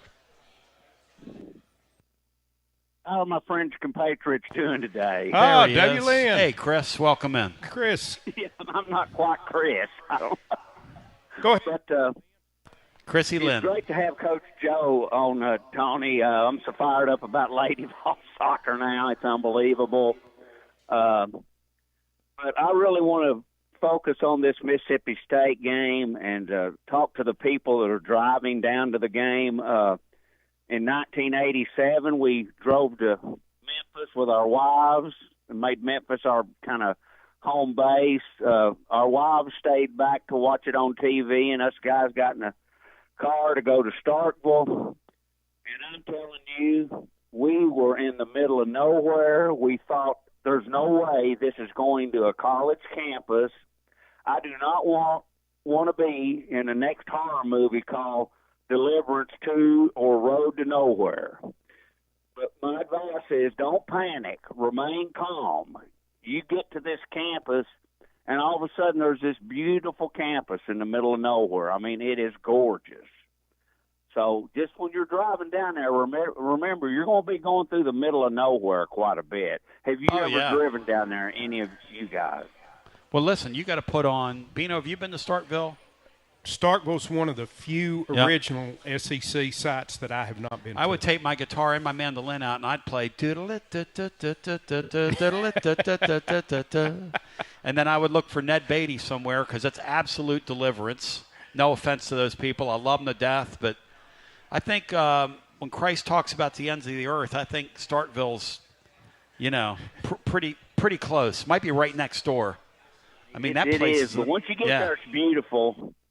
There you go. And we won that game 38-10, and had a lot of fun. But way before the game started, while we were trying to drive to find where we were going to park, it was raining that morning. Lo and behold, we saw Haywood Harris running in the rain, getting his jog in before the game. So, wow, the great Haywood Harris. Man, I love him. I miss Haywood Harris. You talk about a gentleman that grew up in the old newspaper industry when that was such a thing. Just an absolutely beautiful man. He was, and I love working for him and Bud Ford, and I still get to see Bud every now and again. And Bud's a they treasure, were two man. Great Bud's, people to work for. And Mr. Mattingly's a treasure. Mr. Mattingly's a treasure. Those people are treasures, man.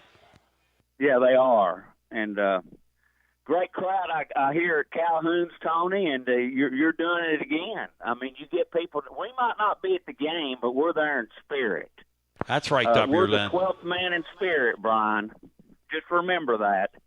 Yeah, Brian. Brian likes to laugh at that. Brian thinks that's a funny thing when you say the 12th man. Brian's over there snickering in the Rainier studio right now. Not me, W. Lynn. Not me. I'm owning it.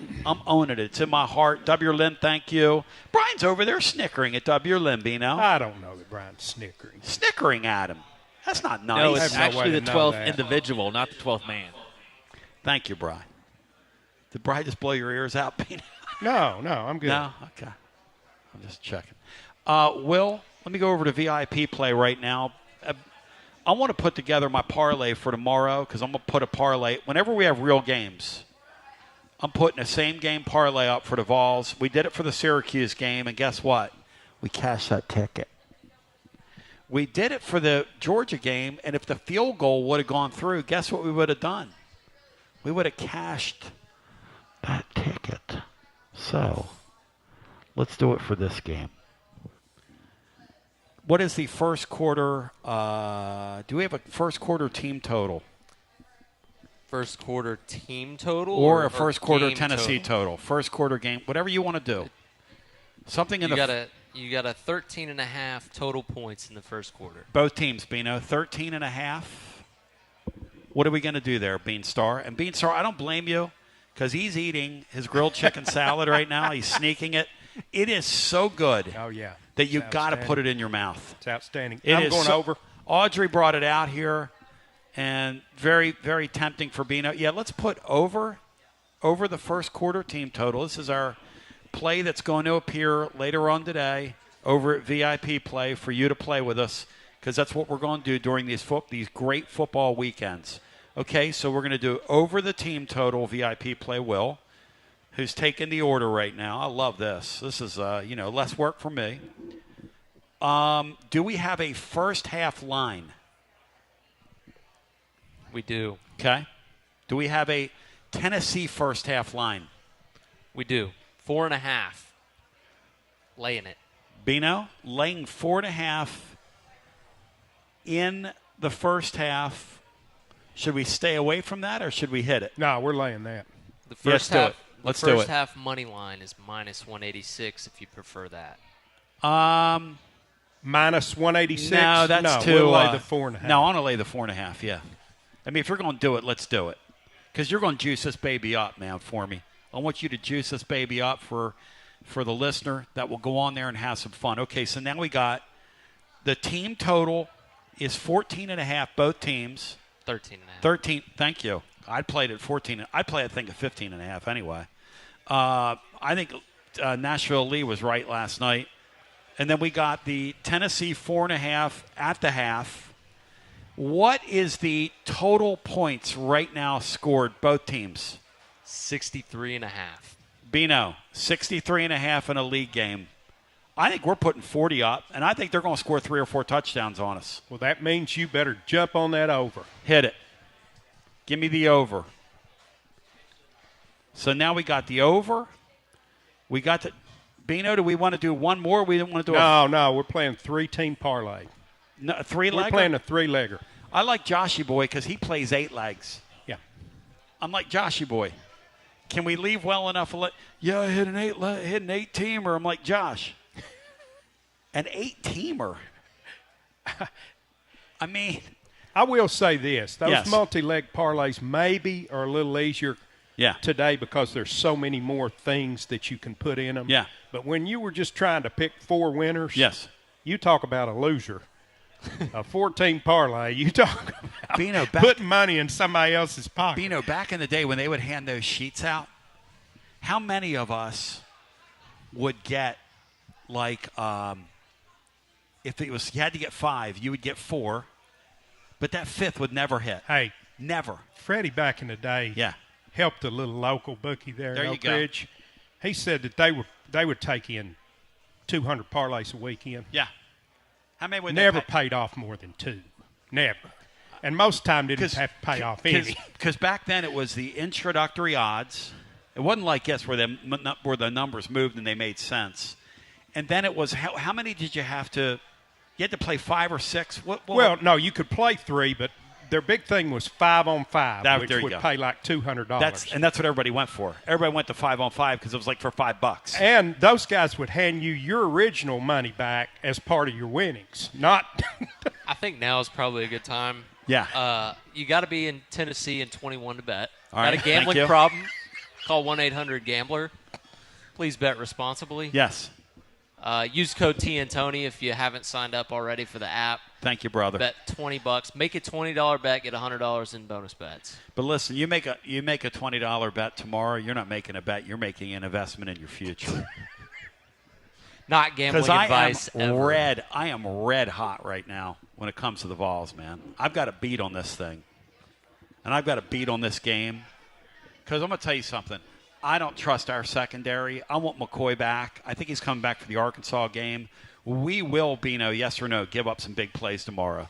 They've already quadrupled their explosive plays for the season. We're giving up big plays tomorrow. Yeah, they're a splash play team, and we're going to give up some. Sure we are. They're going to hit us for a couple long touchdowns, in fact. I fully expect that. We force a couple turnovers. That's exactly right. That trade. That's a modern game. You take the trade. The modern game is all I got to do is get off the field a few times and keep scoring. That's the modern game. That's right. Our fans get so tore up when somebody completes a pass on us, Bino.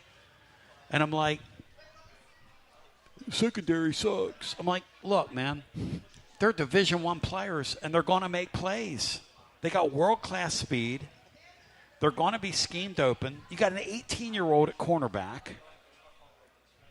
I mean, they're going to make plays. Yep, they are. You know what I learned last weekend watching? Had an epiphany. Yeah. Heard somebody say it or something. The other team's trying too. Amen, brother. There's athletes everywhere on the field. And now with the portal, tomorrow, other teams are going to make plays. I'm going to go back to this once again. Tomorrow, there's a guy that's supposed to go in the first round of the draft from LSU, and there's a guy across from him who is playing at Ferris State Division II football. And I think Bino, the guy playing Ferris State is a better quarterback right now than the guy that's supposed to go in the first round. Because when I watch that Chambliss guy play, he can flat. I don't know how Lane Kiffin found him, how they identified him. Yep. He can flat out play, though. And I expect him to play well tomorrow. Yeah, obviously everybody does with them being a 1.5-point favorite. Player props aren't legal in Tennessee. No, they're not. But if they were, and we had to put a yardage spread between Nussmeier and Chambliss, what do you think that? How many yards would Chambliss be laying against Nussmeier tomorrow? We could probably find it if we look on another state. 75? Gosh, I have no. 75? I mean, he's is he averaging over 300 in his couple games? I think he's way over it. I don't know if Nussmeier's gotten close. It might be 100 yards, Tone. You might be right. I'll tell you who's really bad, though, guys, and I feel sorry for him, is the kid at Florida. That guy's in his own head, man. Yeah. That's a bad deal. Yeah. That guy has about as much chance of being there next year as I do being down here next week. About as much chance as Billy does being there next year. No question. And Brian Hartman asked a great question. Would you, if you're the Vols and you could get involved with a guy like that for that bridge 1 year, and Heupel could say to him, hey, we'll rebuild you. We have the technology. like we did with Joey Football, put the wheels back on your career. Matt Dixon made a great point, though. He said, why would you want to go get a quarterback made of paper mache? The guy is, and I feel sorry for him. In this league, man, you got to be able to stay on the field. Yeah, you do. Take a brief time out. Willie, I love you. Love I'm you, going to give you a Sicilian hug and kiss. Do you think the Americans get back in this thing in the second stanza today? Yeah, a lot of golf to play. Or did they get their world rocked? A lot of golf to play. They'll do well in this afternoon session. Tomorrow they just got to fight in the alternate shot. Europe's set up better for that. Just find a way to get to Sunday within striking distance. A brief tee to the O and more on the other side right after this. Are you stuck in a dead-end job or ready for a new challenge? Do you feel like it's time to try a new career? Well, it's time to change lanes with TLD Logistics. My friends at TLD Logistics have some really exciting opportunities for you to learn a new skill. With a new 5-acre driving academy that's now under new leadership with all new course material. And the best part, it's absolutely free. What a great deal to set you on the road to higher pay. And TLD Logistics even offers weekly stipends to offset food and gas expenses. In 6 weeks' time, you could complete this course and be in compliance with FMCSA regulations. Then you're ready for the open road of opportunity. What are you waiting for? It's time to change lanes with TLD Logistics. Visit TLDlogistics.com. That's TLDlogistics.com. TLD Logistics. Yee-haw! I've been hooting and hollering ever since I started betting with the VIP Play app. VIP Play has more than 200 leagues, every bet type you can imagine, live betting and live hosts, all with 24/7 support from real live people when you need them. Start betting better with the VIP Play app today. Don't be a better, be a better with VIP Play today. VIP Play coming soon. Gambling problem? Call 1-800-889-9789. Must be 21 plus and located in Tennessee to bet.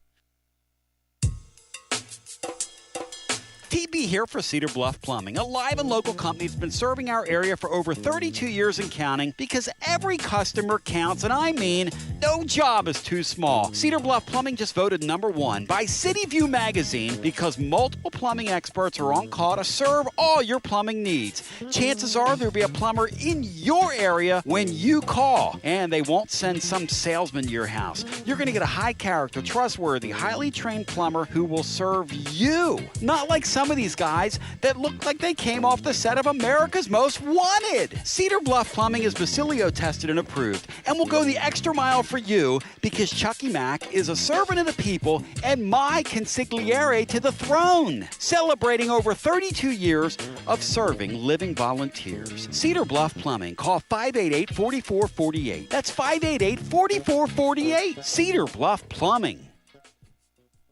College football fans, Chris Fowler here with the play call. This season, go for Dose with ice-cold, refreshing Dos Equis. It's more than a single play. It's a mindset. Think of it as a 2-point conversion for real life. Taking the risk, making the bold move. Whenever we get the chance to go big, we take it. On the field and off, always go for Dose with Dos Equis. Enjoy Dos Equis responsibly. Copyright 2024 Dos Equis Lager Especial Beer. Imported by Cervezas Mexicanas, White Plains, New York. Achillio here, and you know my friends at Carnes Motor Company started with a dream over a quarter century ago. I met Rob and Brian back when I still had hair, and they were working at a huge dealership in West Knoxville. But they told me back then they wanted to sell cars on their terms, and I wanted to do radio on my terms. Their terms, just like my terms, are ultimately your terms. In both cases, you're the winner. A Car Guru's National Award winner with a 5-star rating on all sites, just like our Vols. Everything about buying a car from Carnes Motor Company is no hassle. They specialize in high-quality pre-owned vehicles between the $5,000 to $25,000 range. And if you need to sell a car, they'll either buy your car or they'll help you sell it. Carnes Motor Company also has a top-notch service department. Therefore, every vehicle is rigorously inspected and serviced prior to delivery, so you're guaranteed to get a quality, pre-owned vehicle every time. If you need a place for service, they've got you covered. Come be a part of the Carnes Motor Company family and tell them you heard about it from B. Online at carnesmotor.com, Oak Ridge Highway, 1 mile past the Carnes light. Carnes Motor Company. Preparing food for a big gathering can really take it out of you. That's why you need to call Calhoun's and check out their selection of party platters. Whether you're hosting a party for the big game, a reunion, or just an everyday gathering, a Calhoun's party platter is next level. Choose from Calhoun's always excellent chicken tenders, fly with Calhoun's wings, or boneless wings with a variety of dipping sauces, award-winning next-level melt-in-your-mouth barbecue ribs, or delicious spinach artichoke dip, or get one of each. Plus, if you're doing burgers or sandwiches, Calhoun's has lots of side dishes like spinach Maria, baked cinnamon apples, Smoky Mountain baked beans, or creamy coleslaw. Available in pints, quarts, and gallons. And to finish things off, pick up one of Calhoun's great desserts to go, including homemade cheesecake or key lime pie. Calhoun's, simply your go-to party headquarters. With 9 locations all over East Tennessee, you can order online and just pick it up. Calhoun's, one of the Copper Cellar family of restaurants, along with Chesapeake's, Copper Cellar, Corner 16, Cherokee Grill, and Smoky Mountain Brewery. Eat local, eat good. Basilio here reminding you that when you want to sell your extra tickets to the game, you don't want to give your life away online with all your personal information just because you want to sell a few extra tickets. Clark Moore at Select Ticket Service will gladly buy your extra game tickets and your extra parking passes. And the best part? Clarky Boy pays cash. 865-919-1016. 865-919-1016. Clarky Boy pays cash at Select Ticket Service. Clarky Boy pays cash.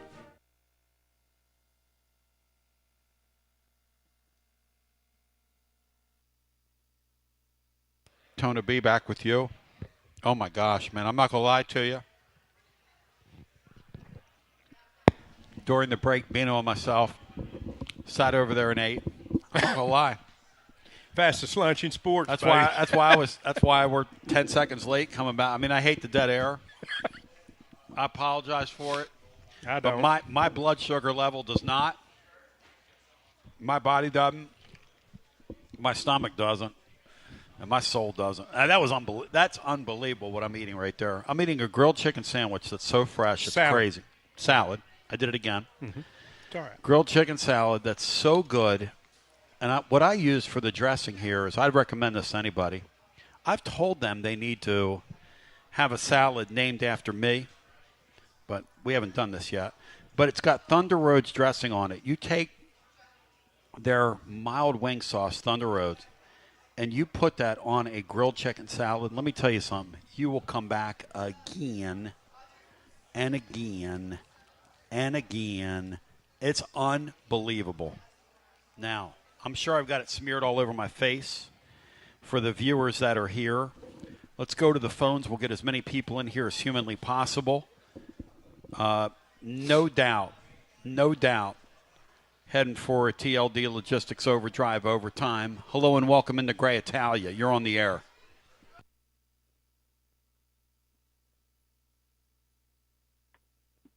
Gray Italia, welcome in. Can you hear me? Loud and proud, and soon the whole world will be able to hear you, Brownie. Thanks, man. Hey, Bino, how about them Yankees, bro? Gray, they've come on here at the end. I didn't expect them to play a stretch as well as they played. I still don't trust their bullpen. But I'm certainly happy with the way they closed this thing out. Said every fan of Major League Baseball, Bino. Yeah, because how that goes is who's going to hold the cup. Hey, TB, text me Bino's number so we don't bore all the listeners with Yankee talk. I want to get with him offline. Guys, you know when a pitcher in baseball is throwing a no-hitter, we're not supposed to talk about it for superstitious reasons. Joey Aguilar right now is potentially building a season that could eclipse Hendon Hooker's. And the big next test is Saturday night. And I think a question, maybe the most important question is, can Joey Aguilar overcome Heupel's SEC night road game horrors? What do you think, Bino? Yeah, we were talking about that a little bit earlier, Gray, and Adam Sparks has a great article out there about Heupel on the road and how maybe too much is made of what's happened out there. But the thing is, he's had some really, really costly losses, and he's been so good at home. The South Carolina was extremely costly. Last year at Arkansas probably cost you hosting an SEC playoff game. So there have been some costly ones out there. But, we've got to walk down there. We know this challenge, and it's probably more up front than either South Carolina or Arkansas. It really helps, too, that it's not at night. Because that cowbell thing at night, and Gray's a musician, he understands this. I mean, the whole concept of those cowbells in the night sky and the night air and the loudness of that cacophonous. I mean, Gray, you as a drummer, that's got to go all over you, man, when you hear those cowbells. Yeah, it's pretty awful, Tony. I put the Florida game when Milton was quarterback in that category as well. I mean, we supposedly had a superior team. Once again, we went in there, and it's not even just that we're losing these games. It's the complete meltdowns that are happening. And even with this defense that we have now, I mean, I think it's going to take 42 points to win this game. He might be right. It wouldn't surprise me if the winner's in the 40s. High 30s for sure. That's why I think the over tomorrow, I'm playing all those aggressively. I'm thinking first quarter, look, both these teams have ripped up their opponents in the first quarter. Arizona State, Gray's okay defensively. They're not awful, and they scored 2 touchdowns on them. That's how they won the game. I mean, they jumped on them, jumped out in front of them, and we have been, I mean, we're spot on perfect. Gray, we've been spot on perfect in the first quarter. Well, Tony, one thing you said that I agree with is we don't need to let this team hang around. It needs to be 35-6 in the second quarter. We need to be giving them a beat down. I don't know if we're capable of doing that.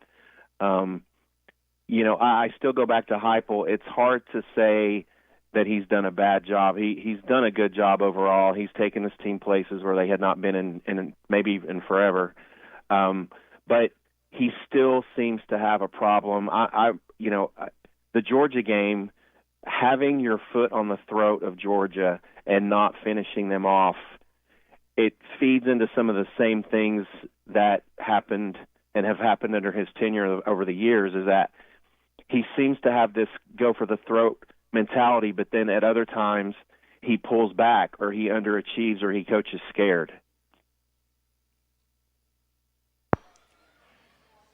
Well, yeah, it's there. There's some steps that still have to be taken here, and he's still a growing head coach. That's right. Hopefully we see that. I think wonder, we've seen it a little bit in what we talked about the change in the offense. Let me ask you guys this: if he had a chance to do the Georgia thing over again, Gray, you think he would have coached it differently?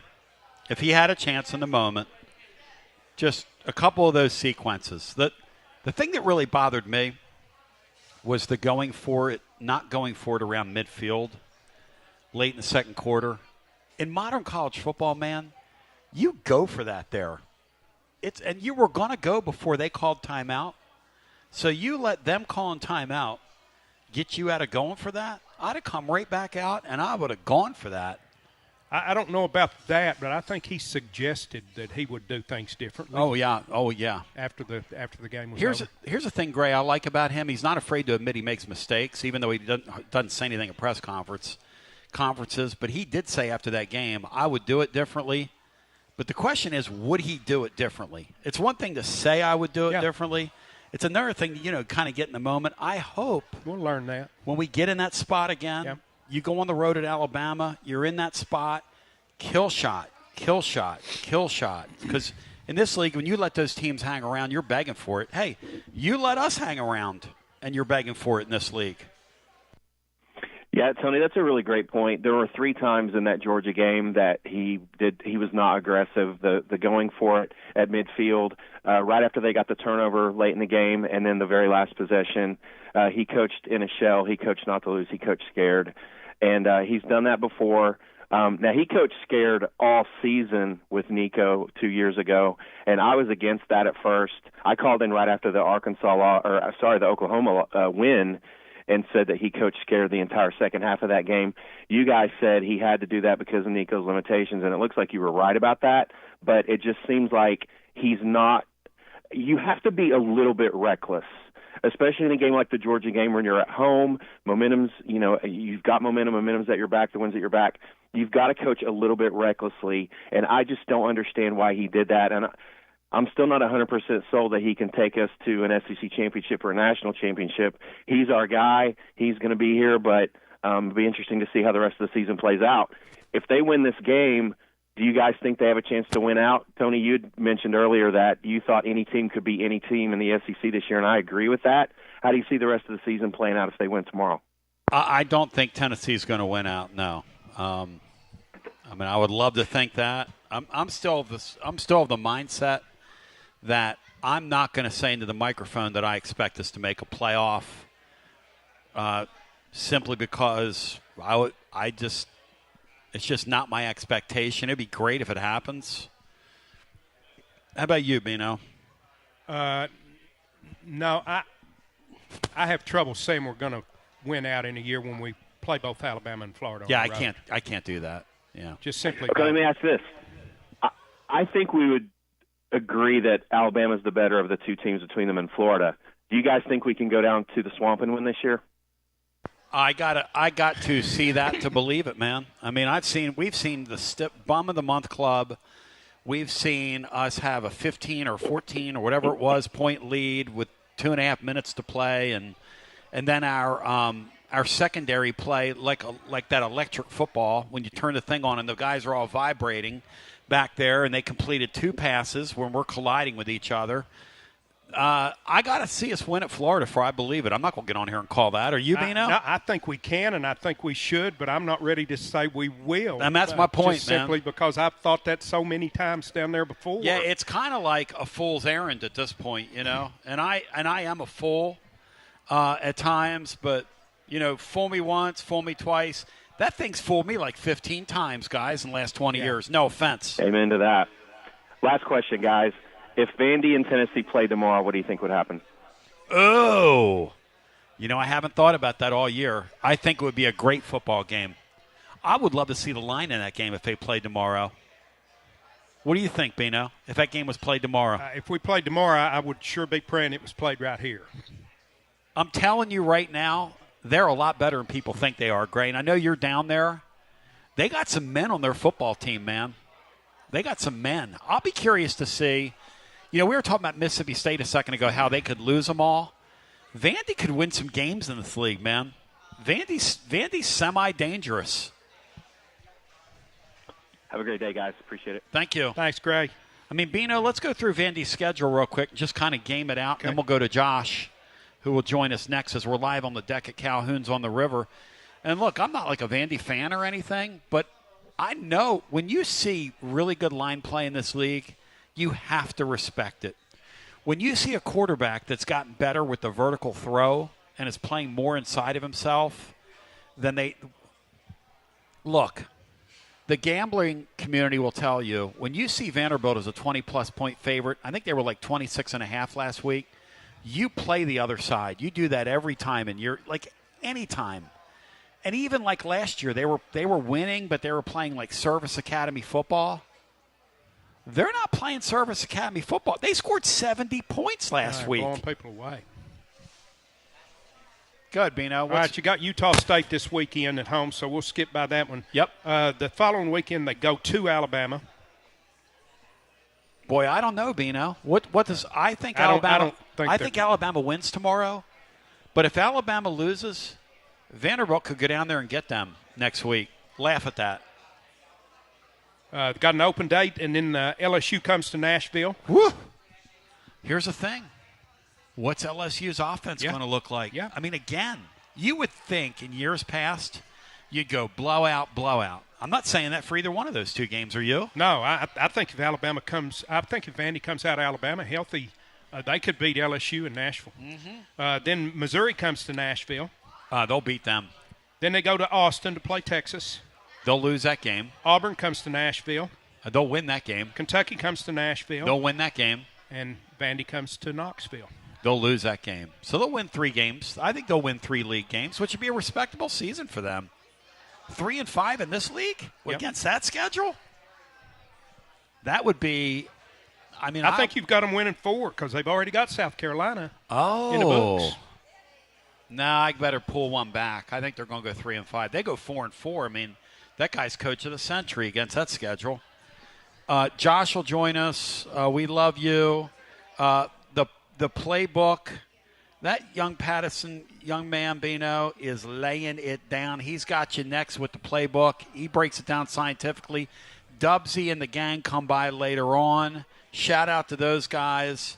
Bear and also Bob Baskerville and Dubsy. It was great seeing you earlier today. Yes. We love you. God bless. GBO radio listener. You're listening and go to Vols. FM 105.7 and AM 1340. WKGN Knoxville and W289CU Knoxville. Fan Run Radio.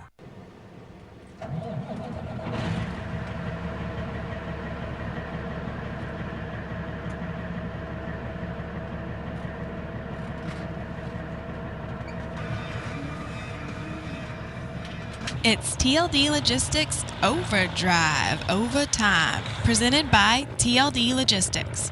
Online at tldlogistics.com. Connexio Kristen, God, what a sweetheart.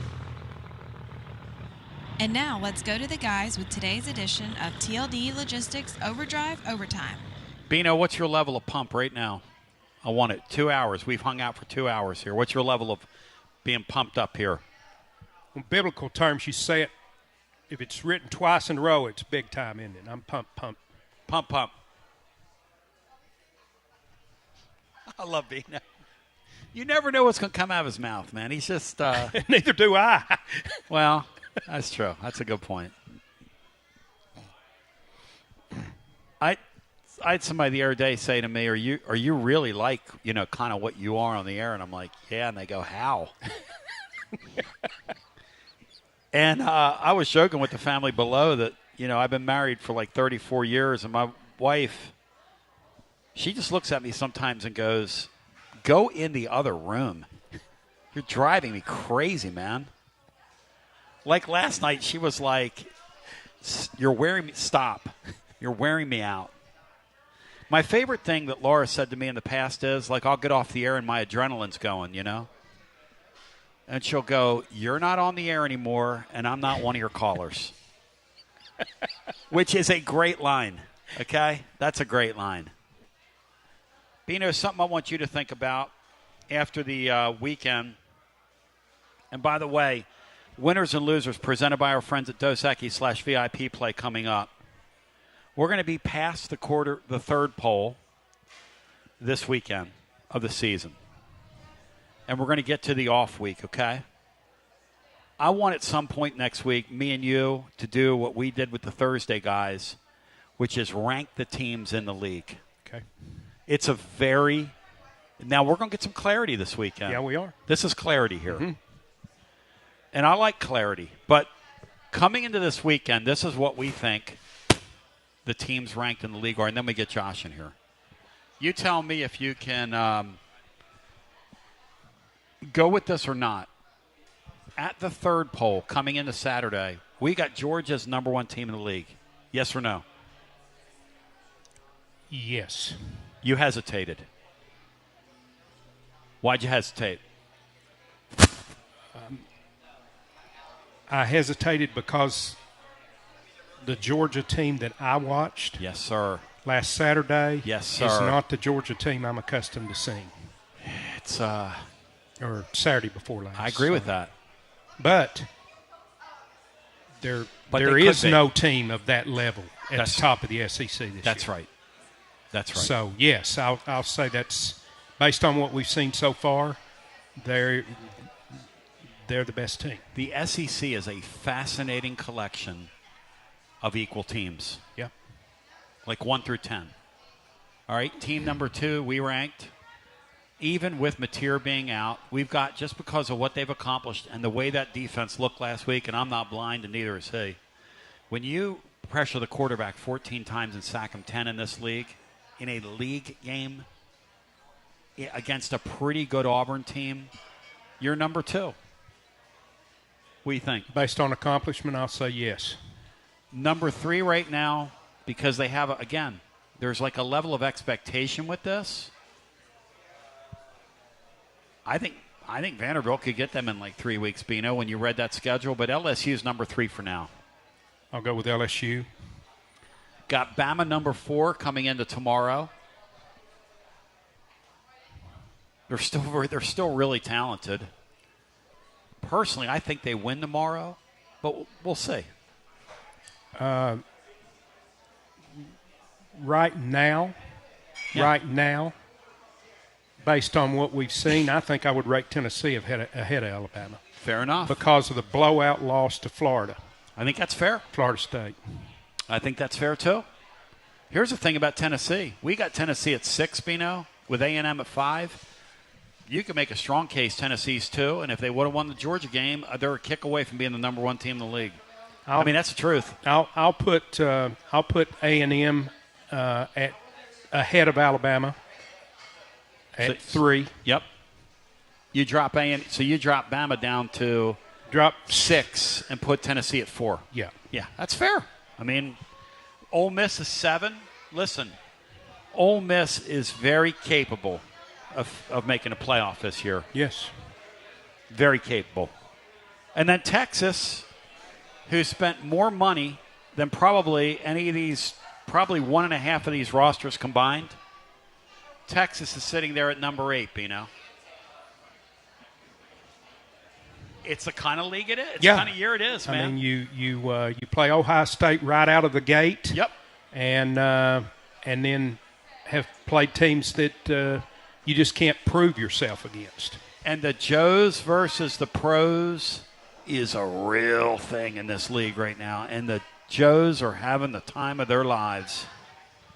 And Arch Manning's got a bunch of commercials. It's like it was one of those guys that played for the Redskins texted out, Schlereth or somebody tweeted out. He said Arch has more.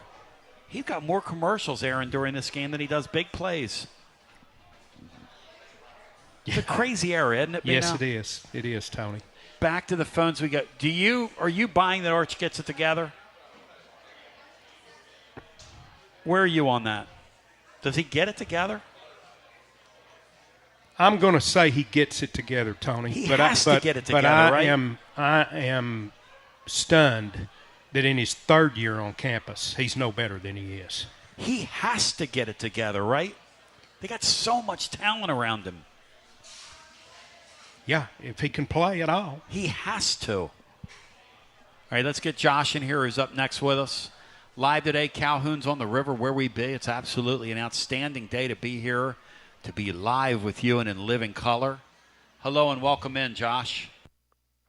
Hey, what's up, guys? How are you doing today? Hey, good. Joshy. Good to talk to you, Josh. Hey. Good. All right, guys, I'm going to go through this list and tell me in the top 10 these teams that you think are better or worse than Tennessee. We're going to start at number 10. Number 10 is Texas. Better or worse than Tennessee? Right now, I think Tennessee's better than Texas. Right now. Texas is better on paper, but I agree with Bino. If that quarterback doesn't come to play, you got no chance against the Vols. Yeah, I agree. If Arch doesn't come to play, I think Tennessee's better than Texas. All right, number 9, Texas A&M. Texas A&M's got an impressive win at Notre Dame that we do not have. I'll say they're better right now. Yeah, I'll go with A&M. What about you, Tony? I'm with Bino. Number 8, Florida State. Florida State thus far looks really good. I mean, the way they dismantled Alabama, I can't begrudge where they're at. I can't believe, Josh, that line tonight's only 6.5 in that Virginia game. Yeah. And then somebody reminded me that Virginia's offense is flying high, and Hughie was talking about it earlier. I think Tennessee and Florida State would be a really interesting game. It would be an absolute shootout for the ages. Yep. And I think those two teams lay right on top of each other. I think that's a coin flip game. Right now, I would say it's 50-50 between Tennessee and Florida State. That's a coin flip for me. Yep. Next one, we're going to see them in November, Oklahoma. Right now, Bino, who's better? Right now, Tennessee's better because of the Mateer situation. If they have a healthy Mateer, which is a great question, if he comes back by then, here's my thought on the Mateer thing. Yeah. If Oklahoma can somehow get through this next stretch with only losing one game, they will play Mateer. They'll do their dead level best to have him on the field at Neyland Stadium. Yeah. Now, I don't know what percentage of him we're going to see. Because here's the thing about a Mateer. If Mateer's not running around, you really might as well just play the other guy. Right, Bean? Don't you think? If he's not running around. Yes, if you take his legs away, that's a big part of what he does. And that's a problem with him. That was never going to work for them long term. Number 6, the Oregon Ducks. I think Oregon may have the best team in the country. You think they're rolling Penn State tomorrow, Bino? I agree with that, Bino. That cross-country thing bothers me. I agree with that. I think Yeah, I think Oregon, by the time the playoffs roll around, Oregon's going to be a real handful to knock out. Yeah. Number 5, a team we saw a few weeks ago, the Georgia Bulldogs. I think Tennessee's better than Georgia, but you got to rank Georgia 1 right now. Tennessee thoroughly outplayed that team. I think Georgia's getting beat tomorrow, Josh. I don't know if I can go with you there yet, Tony. Oh, they're losing tomorrow, my friend. Number 4, the LSU Bayou Bengal Tigers. I think LSU's probably the most overrated team in the country. I agree with that. I think they're going to lose 3 games before it's over. They're going to lose 3 games before it's over. Yeah. Number 3, Penn State. But, everything about Penn – I don't know what Penn State is. Everything that was put out there about them is this is the best team Franklin's had, a national championship contender. They've played 3 teams. I think Oak Ridge High School could be 2-1. Tennessee's better. Tennessee's better than that Penn State team right now. Number 2, the Miami Hurricanes. I think Miami's for real this year. Miami would beat us. Yep, extremely. I'm telling you what, you play them, you better bring your lunch pail, brother. Now, here's the thing about them. Oh, yeah. That would be a major coaching mismatch. Heupel and that guy. A major coaching mismatch. However, Bino, their defense and the way they hit, I like that. I like that team. That's a team that could win it all. It's a good after watching them. Yeah. And the last team, Ohio State at number 1. Oh, they're better than us. I saw what I saw last year. I haven't forgotten. In 9 months. I don't want any of that. Either. I don't want any of that. Yeah. I'll tell you this though, it would be Josh. Yeah, it would be fun to get a crack at them with the quarterback play we have now, just to see what it looked like, just to kind of see what it looked like. And they don't have that veteran quarterback there right now, so it probably would be a more interesting game. Yeah. But in retrospect, when you didn't have your running back last year and you had the original flatliner, Nico, out there, I mean, you have 0 chance in that game. Yeah. I think Washington is alive in that game tomorrow against Ohio State. I do, too, for the same reason that I think Penn State may hang on at home. The cross-country thing is a really silly thing they've done to those football teams. You know what? Hey, guys, you guys play the ponies. That's a real thing in the NFL.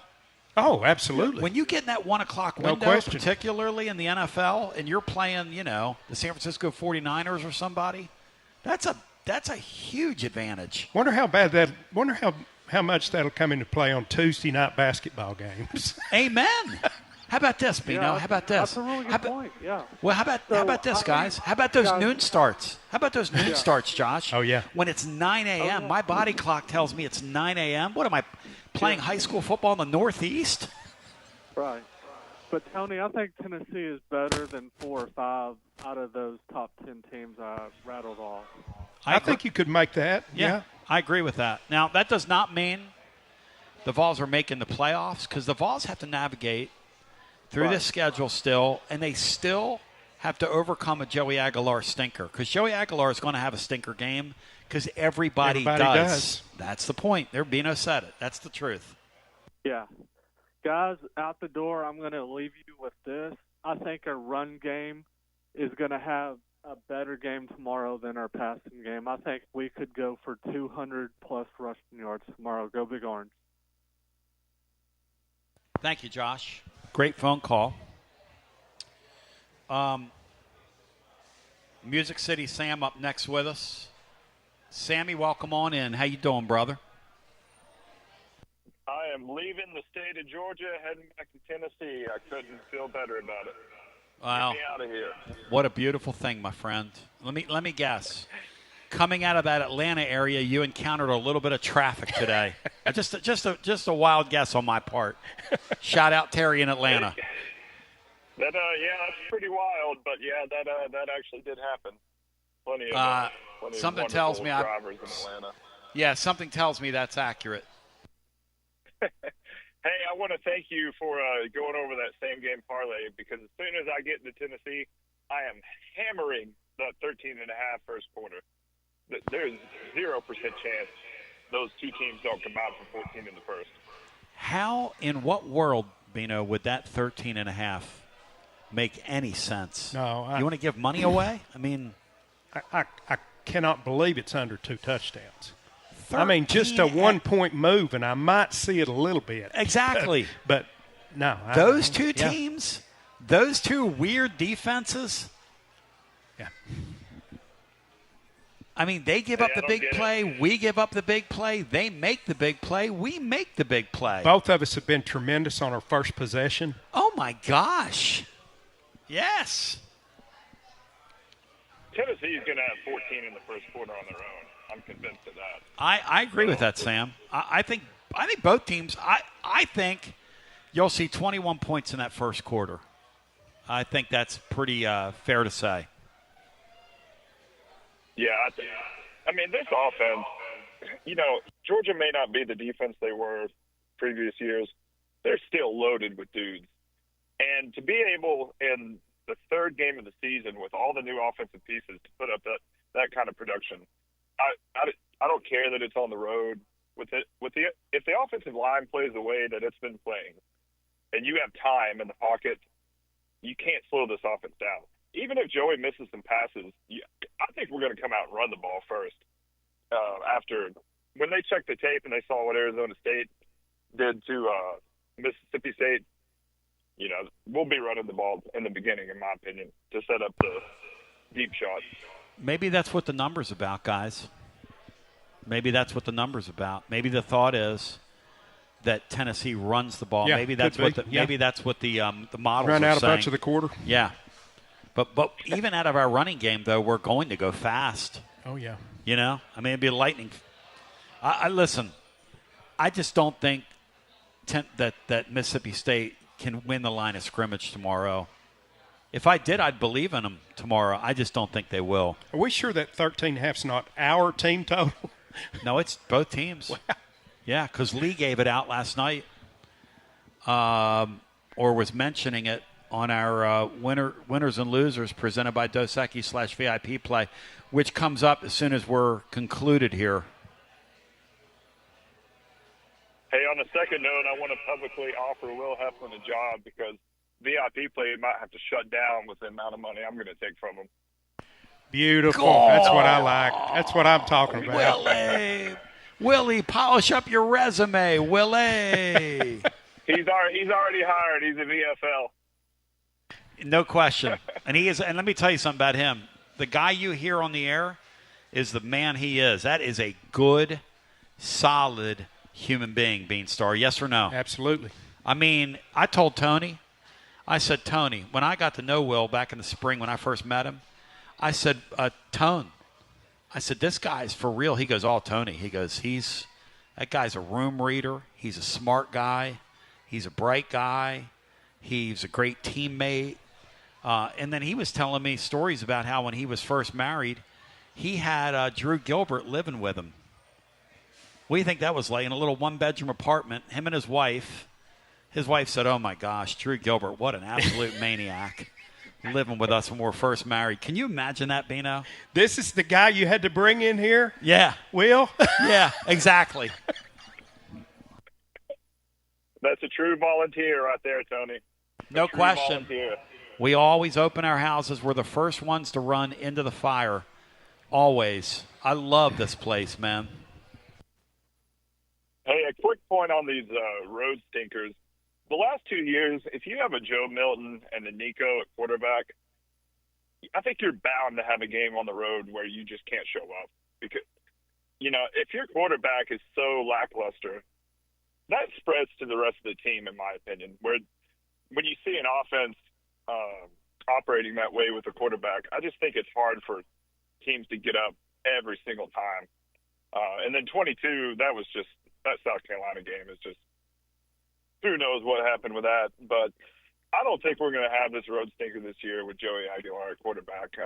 I've said it before, but that team seems to rally around him, and they're not going to be slow for any of these, in my opinion. Thank you, my man. Thanks, Sam. It's a real good Travel point. safe. Look, I'm a guy that I'm not afraid to call it like I see it. And I'm not going soft on Heupel, but to ignore how hard it is to win in this league on the road is I'm not going to tell anybody how to think, but it's kind of ignorant. Everybody.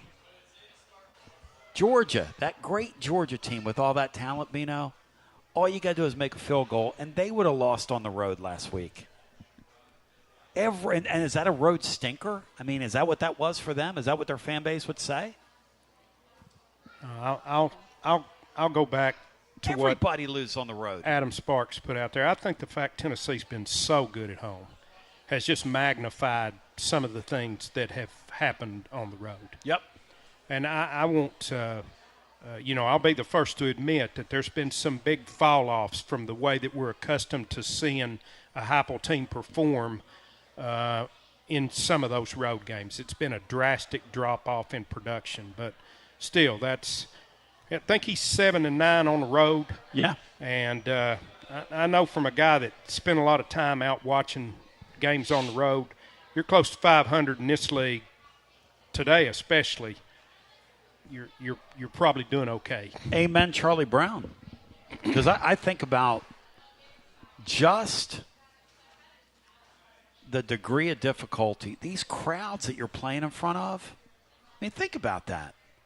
They went to Oklahoma last year and won a football game. Was that a road stinker? I mean, that's pretty tough to do. Yeah.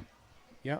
Ask Auburn last week how hard it is to win. I knew people say, well, different quarterback, different. Tennessee won with Nico there. That's like turning water into wine, man. Are you kidding me? Talk about biblical miracles. That Nico guy. Hey, Bino, that winners and losers is coming up next. One of our power plays is Nico. C gave it out. And the panel went with him. Nico at Northwestern tomorrow. Catching 6.5, Bino. Nico is the power play, or Nico is the UCLA, reason behind No, UCLA. Is the power play. Yeah, is the power play. And here's why. Because Northwestern is awful. And that quarterback from Northwestern, and there are going to be so few people there at Northwestern in that little high school stadium, it's going to feel like a UCLA home game. There'll be about 1,000 people at that game. Have you seen that little stadium they play in? Northwestern? If they've only got 1,000, if a sixth of them are Nico's folks, they'll have half the crowd. There is no question. Because when Rapper Andy came on here and told us he had 3,000 family members. Family of 3,000. Is that one of the greatest things ever? It's got to love it. Huh? He goes, he has 3,000 family members. I went, now I come from a big Italian family. 3,000's getting it done now. He might have 3,000 family. He's got a cousin that's starting out there at Alcoa playing quarterback. I mean, the guy might have 3,000 family members for all I know. Hey, they said last year over there at practice, Bino, there was like 30 of them over there on the side. It's like a total circus. Like devolved into a complete and total circus. All right, y'all, let's get one more call in, and then it's time to call it a day because it'll be winners and losers presented by our friends at Dos Equis / VIP Play. Hello and welcome into our next call. What's up, Tony? Hey, Rusty, que pasa? Hey, I've been really behaved like for the last few months and not picked at anybody, anything like that, right? That we agree? You've been a gentleman. I don't know if I agree with that time frame, Rusty, but yes. You've been a gentleman. You've been a gentleman and a scholar, Rusty. All right, I may bust some chops today.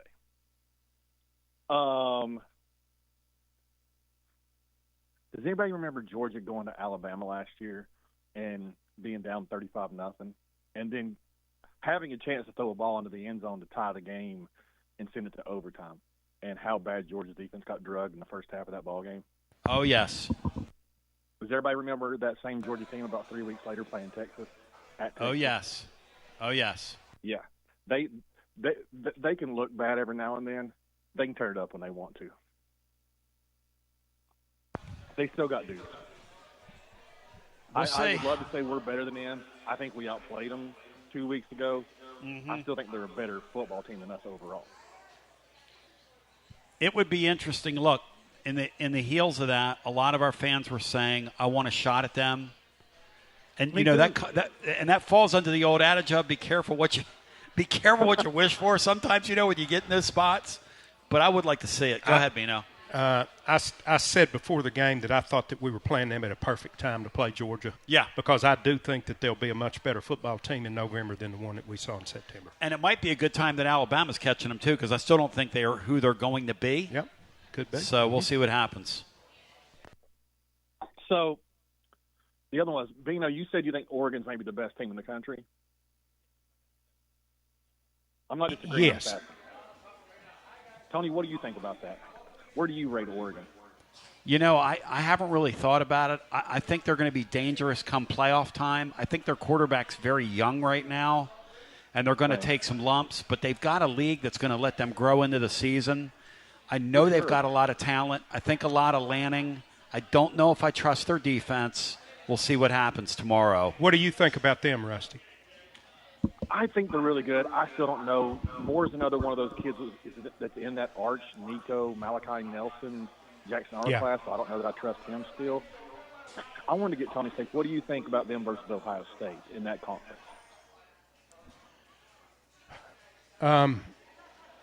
Rusty, if I think I believe that's a home game matchup. I think whoever played that game at home would win.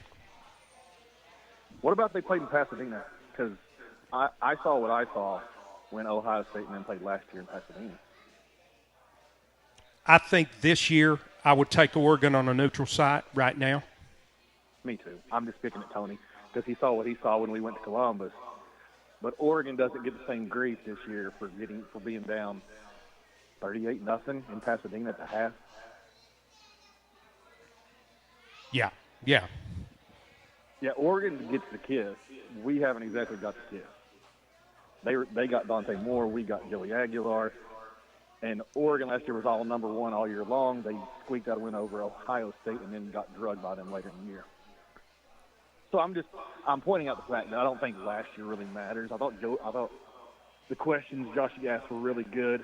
I think you guys nailed it, except for I thought Texas was better than Ohio State in Columbus. They outgained them by 100 yards, and they just happened to not get the ball in the end zone from inside the 5-yard line twice. Yeah, I think all of this discussion, even Rusty, with Arch being mid. I think all of this discussion points to one thing, and that is I don't think there's a dominant football team out there right now, a truly dominant, this is the best team in the country team out there. Hey, guys, the Vols could win the whole thing. They get in the play. That anybody can. You throw those 12 teams, the top 12 teams out there, they can all win this thing. I think there are 7 or 8 teams that you could tell me they've got the best team in the country, and I wouldn't argue a whole lot with Bino, the Vols, if they get healthy, they get everybody back. They could win the whole thing. Now, they could also lose 3 games. Indiana could win it all, Tony. That's exactly right. Indiana could win it all. I agree with that. I'll start naming things. A&M, could they win it all? You're going to say no because that'd be negative. But I think they're as good as anybody on any given day. Sure, they are. But they're the Chicago Cubs of the deal, man. You know. You're right. Hey, they found a way to win one finally. It happens. Sun shines on a dog. That's a good point. Posterior. That's a good point. No, I feel better about Georgia beating Alabama tomorrow than I do about us winning that Mississippi State game. And I think we're going to beat Mississippi State, but I feel better about Kirby over DeBoer in Athens tomorrow. And I guess that's my final thought for tomorrow. Thank you, Rusty. We'll see what happens. We need to score 30, we win. Thank you, brother. Yeah, we're going to score 30. Oh, yeah. Bino, any final thoughts? Brian Hartman, thank you. My friends, we have an incredible Winners and Losers up for you. Check it out over on our YouTube channel as well, where it was posted. We post it late on Thursday nights. You want to like and subscribe to our YouTube channel. It's very good, and I've just figured out how to video edit, so you better watch out because we're going to be putting all kinds of stuff up there. I got a couple new toys I can play with, Bino. All right. Do you, Beanstar, have any final thoughts for us as that young man with that SEC championship 1997 hat on? That is one of the coolest looking. The difference is, Bino, his is well taken care of. Yes. And yours was I don't know where mine's at. Yeah, yours was a chew toy for one of your dogs. Okay? Yeah. I probably threw it to him in 99 in anger. Yours probably looks like it's out in my garage right about now. Mine may be out in your garage. That's pretty ignorant, Bino. I resemble that remark. I'm sorry about that. Hey, it's been a great crowd out here today, Tony. Big test tomorrow, but one I think Tennessee understands and will be up to. Love you, brother. Tomorrow, Love you too. As soon as the game ends, we're on live on your Garza Law 5th quarter fan reaction. It's going to be unbelievable. We're going to have an incredibly great time. We have so much fun on that post-game show, and we've got some tremendous stuff. Man, you got 2 games in that night window or watch-along tomorrow. That Penn State-Oregon and that Alabama-Georgia game Rusty was just talking about. That's why we're college football fans. Amen. Those are the games when you're a kid, you see that, and it pulls you in, and the drama tomorrow guaranteed. And being that we got an Ohio State fan sitting out there, the Ohio State had those. Yep.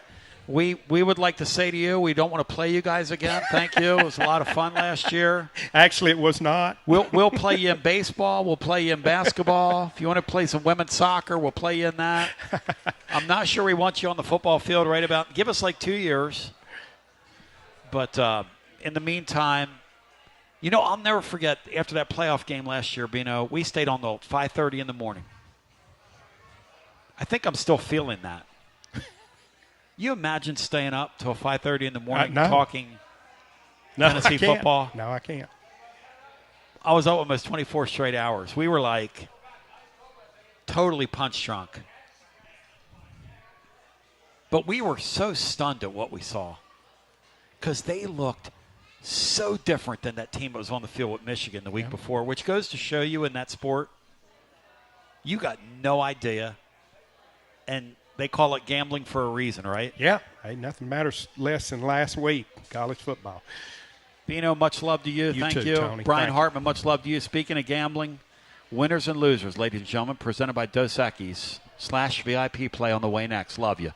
Ladies and gentlemen, boys and girls, children of all ages, Tony Basilio, proudly, week number 5, it is Winners and Losers, presented by our friends at Dos Equis. And let's shout out our friends at VIP Play as well. In fact, VIP Play, Will Heflin, who's smoking hot on the year, is back.